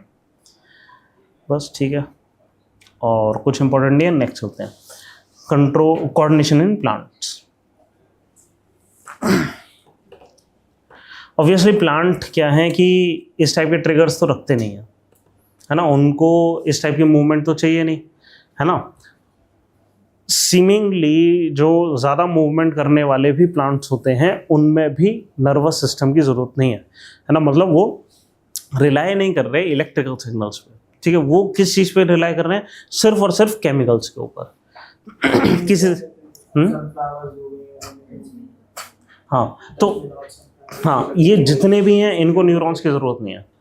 हमने कहा ना कि दो टाइप के पाथवे, अभी तक हमने एक ही पाथवे पढ़ा कि इलेक्ट्रिकल सिग्नल हुआ, आयंस की मदद से कुछ हुआ।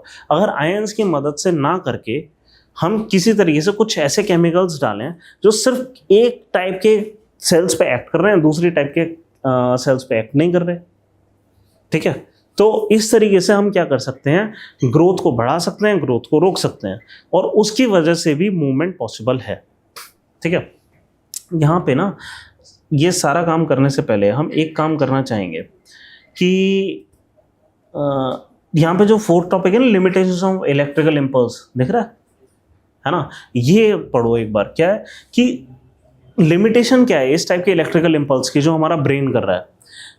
सबसे बड़ी लिमिटेशन है सारे सेल्स तक नहीं पहुंचता, है ना। जिन सेल्स तक पहुंचता है वहीं तक कंट्रोल पॉसिबल है, उसके आगे कंट्रोल पॉसिबल नहीं है, ठीक है। मतलब हम क्या कर रहे हैं, हम कोशिश कर रहे हैं ये समझने की कि electrical pathway versus chemical pathway, दोनों की लिमिटेशंस वगैरह क्या है।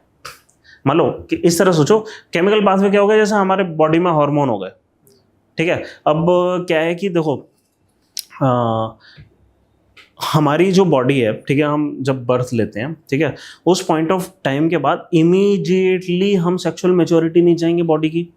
क्यों? अभी की बॉडी को ग्रो करना है, ग्रोथ फंक्शनैलिटी अभी ऊपर रहनी चाहिए, पहले बॉडी प्रॉपर ग्रो हो जाए, उसके बाद हम चाहेंगे कि मतलब जो सेक्स ऑर्गन्स है वो ग्रो, है ना। ये सारी इनहिबिशंस वगैरह का काम कैसे होगा, हम एक काम कर सकते हैं कि एक इस टाइप का केमिकल छोड़ें, जब हमारी पूरी बॉडी की ग्रोथ हो जाए, हम इस टाइप के केमिकल छोड़ें कि उसके बाद वो बाकी सेल्स की ग्रोथ को ट्रिगर करे।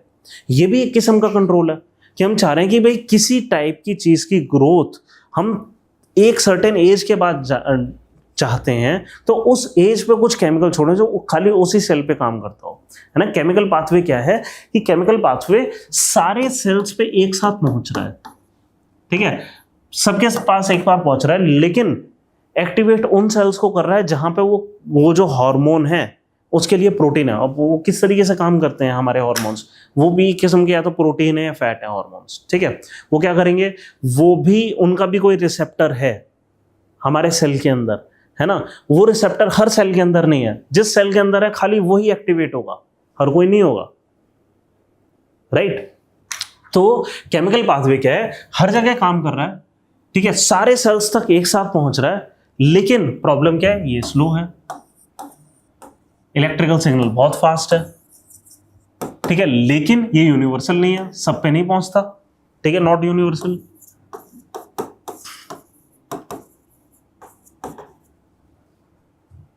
समझ रहे हैं। तो एक लिमिटेशन क्या है कि जो इलेक्ट्रिकल इंपल्स है सिर्फ जो टिश्यूज, नर्वस टिश्यूज से कनेक्टेड है वहां तक पहुंचेगा, ठीक है। दूसरा, once electrical impulse is generated in a cell and transmitted, cell will take some time to reset, है ना। ऐसा क्यों हो रहा है, कहाँ रीसेट कहाँ चल रहा है नर्वस सिस्टम में, हाँ नहीं वो तो ठीक है, क्या रीसेट, क्या याद करो मैंने क्या बताया था, ये पोटेंशियल वाला एक्शन जो हो रहा था, हाँ बताओ। नहीं वो क्या कर रहे थे, ये सिग्नल पास कैसे कर रहे थे, इसलिए मैंने स्टार्ट क्लास की ऐसे करी थी, पोटेंशियल डिफरेंस क्रिएट कर रहे थे। एक बार आपने बोट को पानी से भर दिया, अब वापस सारे छेद बंद करके एक एक करके निकालना पड़ेगा, बकेट बाय बकेट। टाइम लगेगा, रीसेट होने में टाइम लगता है। आप समझ रहे हो? ये जो पोटेंशियल एक्शन वाला जो सिस्टम है, इसको पोटेंशियल एक्शन लिखते हैं, कहते हैं, ठीक है। ये वाला सिस्टम है, ये लेगा टाइम, इसको रीसेट होना है। हॉर्मोन्स का क्या है कि आपने एक बार छोड़ दिया, अब वो पूरे में फैल गए, अब वो हैं, वो नहीं जा रहे कहीं। समझ रहे हैं? जो इसका जो इम्पैक्ट होता है वो काइंड ऑफ परमानेंट होता है, ठीक है। और ये है टेम्पररी, यूनिवर्सल नहीं है, टेम्पररी है। बस अच्छी बात यह है कि फास्ट है। समझ रहे हैं? तो इसलिए कभी कभी क्या होता है कि अगर हमें लॉन्ग लास्टिंग एक्शन चाहिए तो इस पाथवे की जगह हम क्या यूज करते हैं? Chemical pathway. For example adrenaline hormone है, काम क्या करेगा? उसका काम सिर्फ ये है, वो सिर्फ और सिर्फ मसल टिश्यूज पे एक्ट करता है, स्पेसिफिकली जो हार्ट से रिलेटेड है, कार्डियक टाइप के मसल टिश्यूज है, ठीक है। मतलब उसका हार्मोन कुछ इस तरीके से लॉक इन की खाली हार्ट की टिश्यूज पे जाकर करता है, और करता क्या है वहां जाके? उसको इमीडिएटली एनर्जी देता है, ठीक है। उसको खूब सारे एटीपी सप्लाई करता है, लो पकड़ो, धड़को तेज से, ठीक है। प्लस क्या करता है? उसके कुछ जो लॉक्स हैं वो अवेलेबल है हमारे स्किन टिश्यूज वगैरह इधर के आसपास, और वहां पे कॉन्ट्रैक्शन का काम करता है, ब्लड वेसल्स को कॉन्ट्रैक्ट कर देता है। तो स्किन पे आपके कुछ टाइम के लिए ब्लड ना पहुंचे, कोई दिक्कत नहीं है, ठीक है। हार्ट पे ज्यादा ब्लड पहुंच जाए, है ना। तो ये केमिकल पाथवे क्या है कि एड्रेनलिन रश जब होता है ये लास्ट करता है मिनट भर तक, ठीक है। आप ज्यादा देर तक स्टिमुलेटेड रह सकते हैं, ठीक है। रिफ्लेक्स आर्क उसी समय के लिए काम करा, आपको उसी समय तो उछाल दिया, बस इतना ही काम करा, उछाल दिया एक बार को। उसके बाद क्या काम करेगा? एड्रेनलिन। समझ रहे हैं? तो कंट्रोल क्या है? एड्रेनलिन का कंट्रोल ज्यादा है, ठीक है, ज्यादा टाइम तक है, ठीक है। तो ये है इसमें, यहाँ पे और कुछ इसमें एडवांटेज नहीं लिखे हैं, खाली लिमिटेशन लिखा है। एडवांटेज ऑफ केमिकल पाथवे लिखा है नहीं? हाँ, केमिकल कम्युनिकेशन देखो, इसी के एडवांटेज 4 पॉइंट नीचे लिखे हैं। It is slower but potentially reaches all cells. It can be done steadily and persistently, ठीक है। जो ग्लैंड्स हार्मोन बना रहे हैं वो लगातार बनाते ही रहेंगे। मान लो हमने हद से ज्यादा शुगरी डाइट खानी शुरू कर दी, पैनक्रियाज इंसुलिन देता ही रहेगा, कंट्रोल करता ही रहेगा हमारी शुगर को, ठीक है। हम मतलब 2 दिन तक रसगुल्ले खाएं, वो करेगा, वो बात अलग है। अगर इसकी कैपेसिटी के बियॉन्ड कर दिया, परमानेंट डैमेज पैनक्रिया का ना हो जाए, ठीक है, फिर वो बाद में इंसुलिन नहीं देगा, उसको हम डायबिटीज बोलते हैं। लेकिन ये परसिस्टेंटली कर रहा है ना, हमारी बॉडी को रेगुलेट कर रहा है ना। तो it can be done steadily and persistently. These compounds hormones have great deal of diversity obviously and different plant hormones, ठीक है। और ज़्यादा कुछ इंपॉर्टेंट नहीं है, ठीक है। अभी जब हम प्लांट करेंगे उसके बाद देखेंगे। चलो, तो हम पढ़ते हैं अब कोऑर्डिनेशन इन प्लांट्स, ठीक है। तो आपको समझ आ गया कि केमिकल पाथवे किस तरीके से इंपॉर्टेंट हो सकता है। अब प्लांट्स के पास इलेक्ट्रिकल पाथवे ही नहीं है, उनके पास क्या है? सिर्फ और सिर्फ केमिकल पाथवे, ठीक है। वो सिर्फ और सिर्फ इन केमिकल्स को रिलीज कर सकते हैं ये सब काम करने के लिए। क्यों? प्लांट्स के लिए क्यों इंपॉर्टेंट है कि उनके पास इलेक्ट्रिकल पाथवे ना हो, ठीक है, ये ना ही हो और सिर्फ ये हो। पता है ये इंपॉर्टेंट है इनफैक्ट प्लांट्स के लिए। बट सोचो क्यों? एक और चीज, because most of the cells in plants are dead.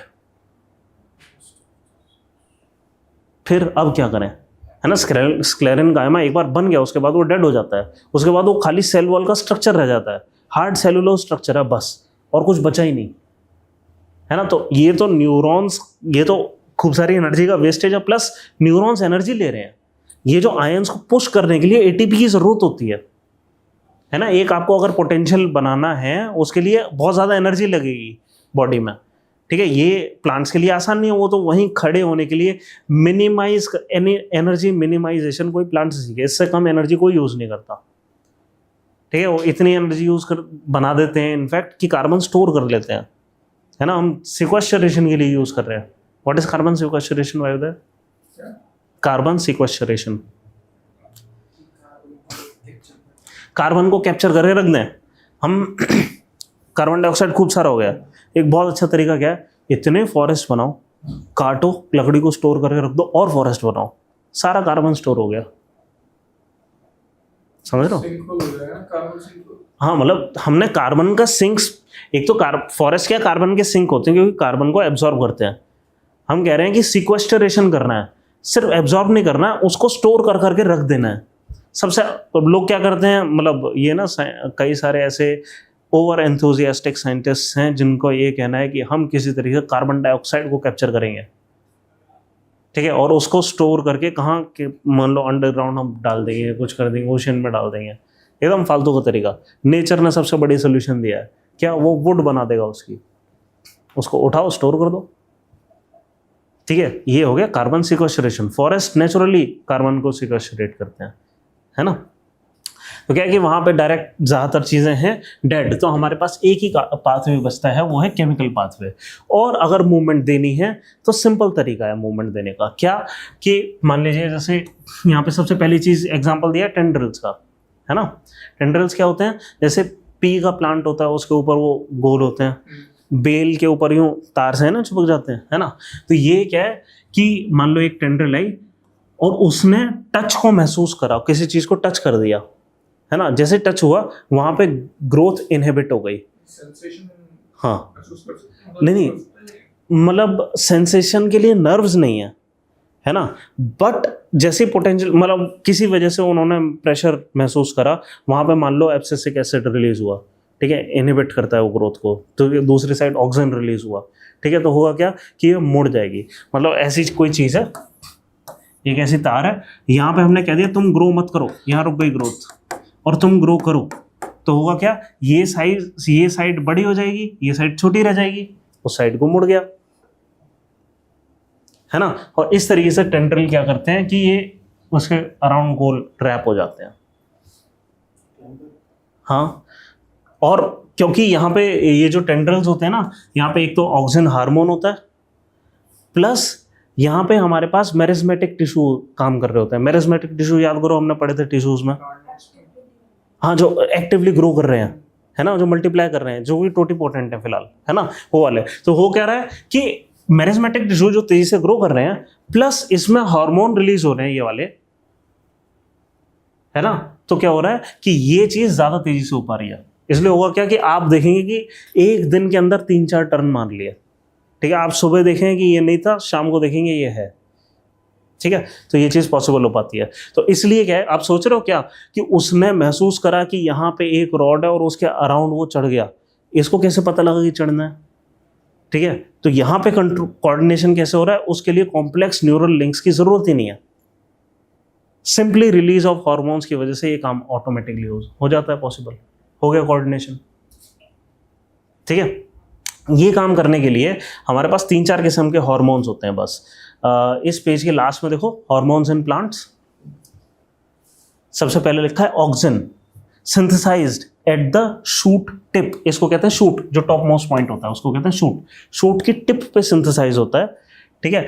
Helps the cell to grow longer, ठीक है। जहां पे ऑक्सिजन आया वहां पे वो लॉन्गर हो जाएंगे, ठीक है, वहां पे लॉन्गर ग्रो होगा। और कहाँ आएगा कि यहाँ पे अगर टच, या ये शूट है, अगर टच यहाँ पे महसूस हुई है तो ऑक्सिजन यहाँ पे रिलीज होगा और ये इस तरीके से ग्रो कर जाएगा, प्रेशर के ऑपोजिट, बस सिंपल, ठीक है। तो और ये ऑक्सिजन ना सबसे बड़ा, जैसे आपने देखा कि भाई ज्यादातर चीजें सन की तरफ जा रही हैं, क्यों, ऑक्सिजन है वहां पे, ज्यादातर चीजें ग्रेविटी के अगेंस्ट ऊपर जा रही हैं, ठीक है। ये हर जगह जहां पे भी टुवर्ड्स समथिंग ग्रोथ हो रही है, वहां पे क्या रिलीज हो रहा है, ऑक्सिजन। जैसे हम वापस ऊपर जाते हैं, देखो यहाँ पे एनवायरमेंटल ट्रिगर्स लिखा हुआ ना, पेज नंबर 65 पे। जैसे लाइट एक ट्रिगर हो सकता है ना। ऑक्सिजन कब रिलीज होगा, ये इन ट्रिगर्स की वजह से होगा। क्या है ट्रिगर, सबसे पहला लाइट, इसको कहते हैं फोटोट्रॉपिक मूवमेंट, ठीक है, फोटोट्रॉपिक मूवमेंट कि लाइट की तरफ की मूवमेंट। क्या कि shoot respond by bending towards light. ऐसा क्यों हो रहा है, क्योंकि कहीं पे ऑक्सीजन आ रहा है और उसको लाइट की तरफ ले जा रहा है, ठीक है। मतलब ये किस तरीके से हो रहा है कि जहां पे मान लीजिए शैडो रीजन आया, कि ये शूट है आपकी, ठीक है, और सन है यहां पर, यहां पे आया शैडो रीजन, जहां पे शैडो रीजन आया वहां पे ऑक्सीजन रिलीज हो गया, ठीक है। तो होगा क्या, ये चीज लंबी हो जाएगी। कब तक लंबी होगी, जब तक ये इसके बराबर नहीं आ जाती। अब जब ये इसके बराबर आ गई तो अब क्या है, ना यहाँ शेडो बन रही है ना यहाँ शेडो बन रही है, कहीं ऑक्सीजन नहीं रिलीज हो रहा। लो आप हो गए लाइट के सामने, सिंपल। सारी स्कूल एक्टिविटी इसमें से गमले को उल्टा रखते हैं, लोगों के प्लांट इसको जियोट्रॉपिज्म कहते हैं। ये ग्रेविटी है, इसको उल्टा रख देते हैं, फिर वो धीरे-धीरे ऐसे साइड वापस सीधा हो जाता है ना। अगर उसमें आपने लाइट नहीं भी दी तो भी ग्रोथ ऐसे ही होगी, ठीक है, उसको कहते हैं जियोट्रॉपिज्म। ठीक है, एक हेलियोट्रॉपिज्म है, वही लाइट की तरफ अगर जा रही है तो फोटोट्रॉपिज्म भी बोल सकते हैं। हेलियो मतलब सन, तो सन की तरफ भी हो सकती है। फिर ग्रेविटी, इसको जियोट्रॉपिज्म कहते हैं जो आप बोल रहे हो।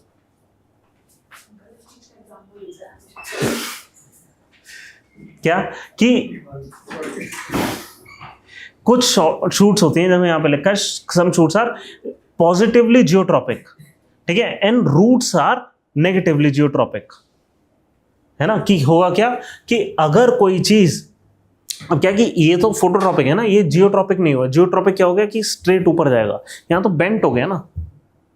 कुछ चीजों में क्या होता है, वो सिर्फ ऊपर जाने की टेंडेंसी होती है। अगर मान लीजिए इस तरीके से बेंट हो रही है कुछ शूट, है ना, तो होगा क्या, ऑक्सीजन यहाँ पे रिलीज होगा और उसको सीधा कर देगा, अगली बार ये सीधा ऊपर ग्रो होगा।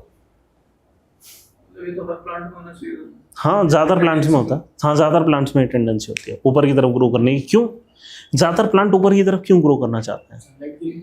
हाँ, क्योंकि कंपटीशन होता है फॉर सनलाइट। जो ऊंचा होगा प्लांट, उसके लीव्स में ज़्यादा फोटोसिंथेसिस होगा, है ना, कार्बोहाइड्रेट बनाना है इन सबको। वो पानी की तरफ जाना चाह रहे हैं, इसलिए क्या है कि एवोल्यूशन हुआ है कि जो चीज़ मान लीजिए इस तरीके से ग्रो, अब क्या है कि रूट्स के भी कई टाइप होते हैं, है ना। टैप रूट हमेशा ही नीचे जाएगी, फाइब्रस जियोट्रॉपिज्म में तो नीचे की तरफ जाएगा तो पॉजिटिव, ऊपर जाएगा तो नेगेटिव। तो मैंने उल्टा लिखा है क्या? नोट्स में नोट्स में गलत लिखा है। हाँ हाँ, ठीक है ठीक है, हाँ ये उल्टा लिख दिया। इसको नेगेटिव एंड पॉजिटिव चेंज कर देते हैं।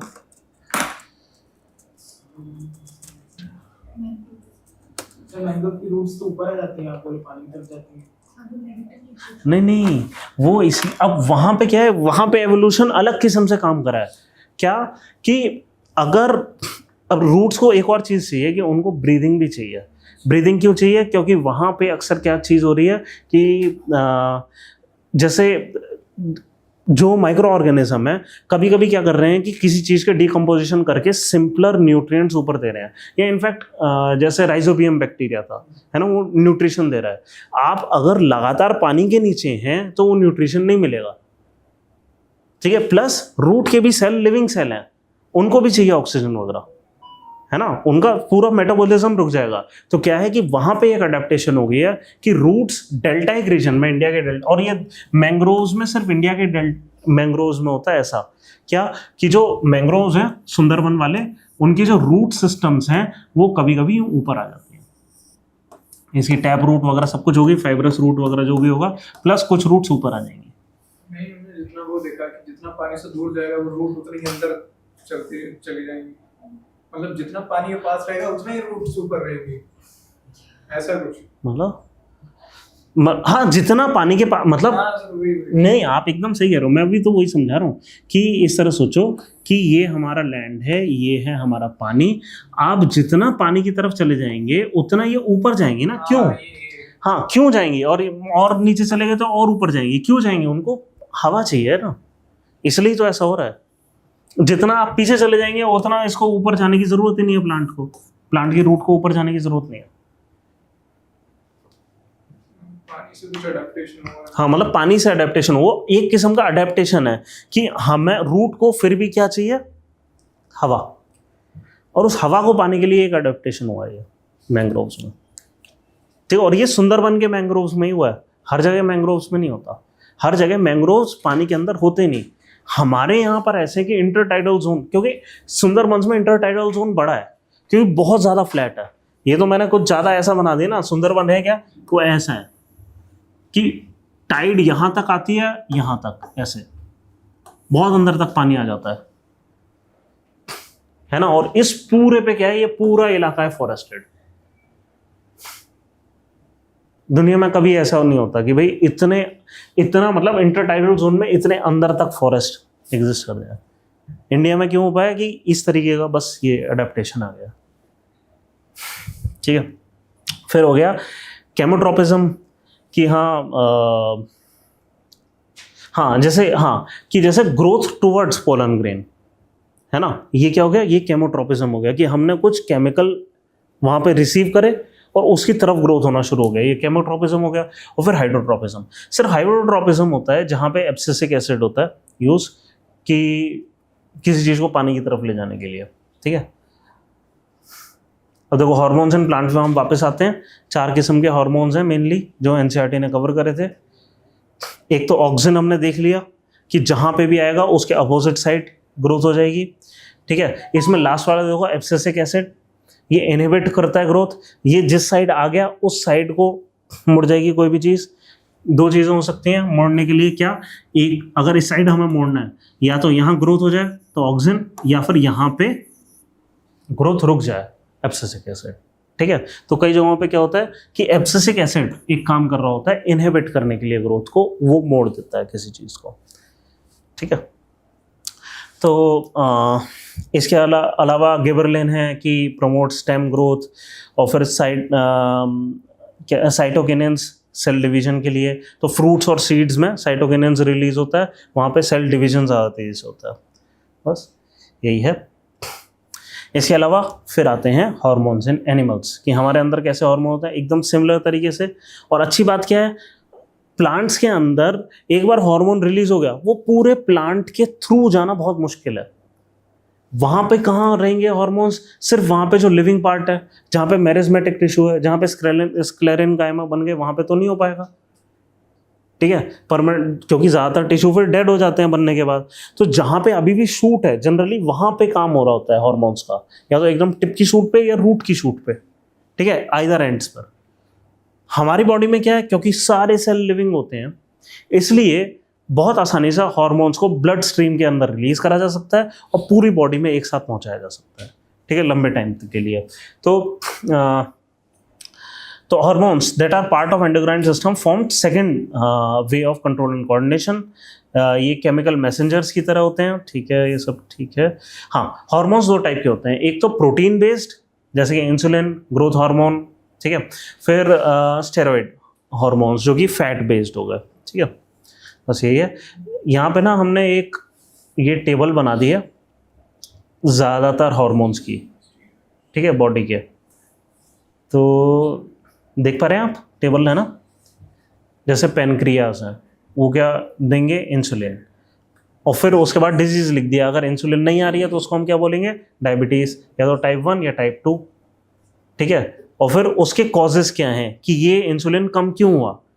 ठीक है, टाइप 1 में मेनली जेनेटिक डिसऑर्डर होता है, टाइप 2 इंसुलिन रेजिस्टेंस हो जाता है, हमने इतना शुगर खा लिया कि अब पेनक्रियाज इंसुलिन बनाने में ही केपेबल नहीं है, कम हो रहा है इंसुलिन, है ना। तो बस ये है। तो ये एक मतलब आपके लिए एक टेबल है, एक साथ ही सारे हार्मोन आ गए। ठीक है, इसके अलावा बहुत कम है जो होंगे। अच्छा, टाइप 1 डायबिटीज़ और 2 के अंदर क्या अंतर होता है, आइडिया? टाइप 1 में बहुत कम बनता है, टाइप 2 में इंसुलिन बनता है बट इनफेक्टिव। टाइप 1 में बनता ही नहीं है। ठीक है, मतलब बहुत, मतलब इतना कम कि नेग्लिजिबल है, बनता ही नहीं है, लगभग नहीं बनता।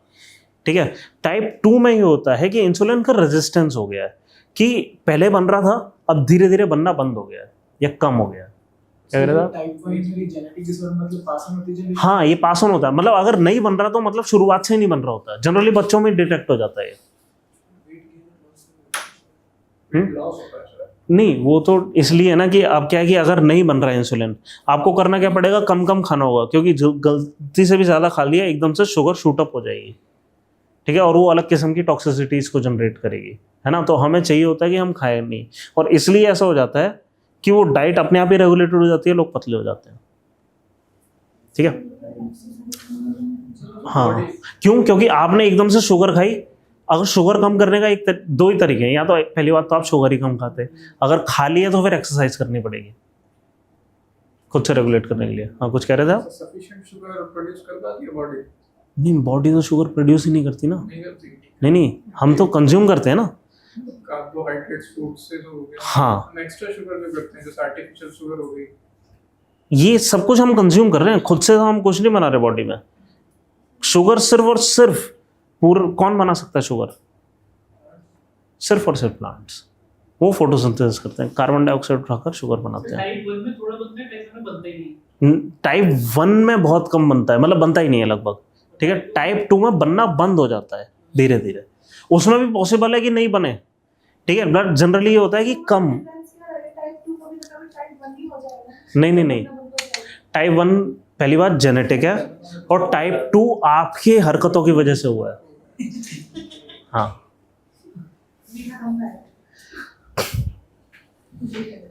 ठीक है, चलो। हाँ, मेन जो एनसीईआरटी में दिए थे वो पढ़ लेते हैं हम, ठीक है। एड्रेनलिन क्या है कि सेक्रेटेड डायरेक्टली इनटू ब्लड। हाँ, शुगर तो होती है ना सर, बट वो किसी न किसी किस्म की शुगर तो है ही नहीं। एक और चीज़ है, पॉसिबल है कि हमने उसे सिर्फ स्वीटनर बनाया है जो कि हमारी बर्ड्स को बस स्टिमुलेट कर रहा है, लेकिन असलियत में कार्बोहाइड्रेट नहीं है। ये भी पॉसिबल है कि हमारे जो टंग है उसमें कुछ एरियाज होते हैं जहां पे स्वीट टेस्ट हमें मिलता है ना। तो हम क्या कर रहे हैं, खाली उन टेस्ट बर्ड को स्टिमुलेट करने के लिए जहां पे स्वीटनेस वाली सेंसेशन आती है, उसके लिए कुछ केमिकल डिजाइन कर दे रहे हैं। तो हमें सेंसेशन आएगी मीठा है, बट होगा नहीं। हाँ, तो वो भी तो केमिकल हो गए उस किस्म के जो हमारे स्वीट वो कर पा रहे हैं। हाँ, चलो। हाँ, तो एड्रेनलिन करता क्या है, देखो हमारे पास 10 ही मिनट है। एड्रेनलिन करता क्या है कि पहली चीज हार्ट को फास्ट बीट कराता है, तो क्या है कि ब्लड का सर्कुलेशन बढ़ गया बॉडी में।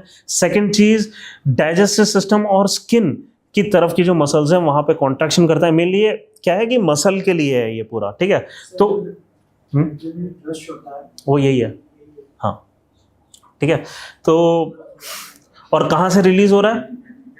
एड्रेनलिन ग्लैंड होते हैं, ठीक है, वहीं से रिलीज हो रहा है। एड्रेनलिन ग्लैंड टाइप के नाम के ही ग्लैंड्स होते हैं। और कहाँ पर होते हैं ये ग्लैंड्स? किडनी के जस्ट ऊपर। देखो डायग्राम पेज नंबर 68 पे दिया होगा। 68 में आप देख रहे हैं किडनी के जस्ट ऊपर है जी। ओ हाँ, 67 में डायग्राम कहीं ना कहीं होगा वहाँ पर, है ना। हाँ, तो वहाँ पे आप देख रहे हो कि किडनी के जस्ट ऊपर एड्रेनलिन ग्लैंड्स हैं, है ना। ये ग्लैंड्स क्या है कि डायरेक्टली ब्लड स्ट्रीम के अंदर, वही हमने देखा था ना कि वो आयोटा और वेन्स के साथ कनेक्ट, वीना कावा के साथ, है ना। ये क्या है कि वीना कावा में छोड़ देंगे एकदम से एड्रेनलिन। वीना कावा कर क्या रहा है कि वो सीधे ऊपर लेकर जा रहा है, कहाँ तक? हार्ट तक। और हार्ट को जैसे ही मिला ये केमिकल, वो एकदम से पंप करना शुरू कर दिया। अब वो पूरी बॉडी में फैल जाएगा। अब कुछ मसल्स जो हमारे डाइजेस्टिव सिस्टम की मसल्स हैं और स्किन के आसपास के मसल हैं, वहां पे केमिकल पाथवे अलग किस्म से काम करेगा, और हार्ट के मसल पे अलग किस्म से काम करेगा। काम कहाँ करेगा? लेकिन मसल्स पे, ठीक है। तो हार्ट पे क्या काम करा? तेज हो गया। और बाकी जगह पे काम क्या करा कि वहां पे कॉन्ट्रैक्शन हो गया मसल का, विच मीन्स वहां पे अब कम जाएगा ब्लड। तो हर जगह से ब्लड डाइवर्ट करके हमारी बाकी मसल्स को दे दिया गया है ना। तो ये हो गया। इससे ब्रीदिंग रेट इंक्रीज हो जाती है, क्योंकि ऑब्वियसली डायफ्राम भी एक मसल है जो कि ब्रीदिंग करा रही है ना। फिर नेक्स्ट है thyroxine. It regulates carbohydrates, protein, fat metabolism in the body, ठीक है। और इसकी डेफिशिएंसी से क्या होता है? गोइटर। और वो होती क्यों है? आयोडीन की वजह से, आयोडीन की डेफिशिएंसी की वजह से। फिर नेक्स्ट है पिट्यूटरी ग्लैंड। मास्टर ग्लैंड कहते हैं इसको, बिकॉज ये रेगुलेट करता है function of other endocrine glands, ठीक है। जैसे एक बहुत इंपॉर्टेंट ग्लैंड है, सेक्स हार्मोन्स है, टेस्टोस्टेरोन वगैरह, ये टेस्टिस वगैरह या ओवरीज वगैरह, ये भी क्या है? ग्लैंड्स हैं, है ना। और यहाँ पे क्या एस्ट्रोजन जैसे निकल रहा है और ये सब, है ना।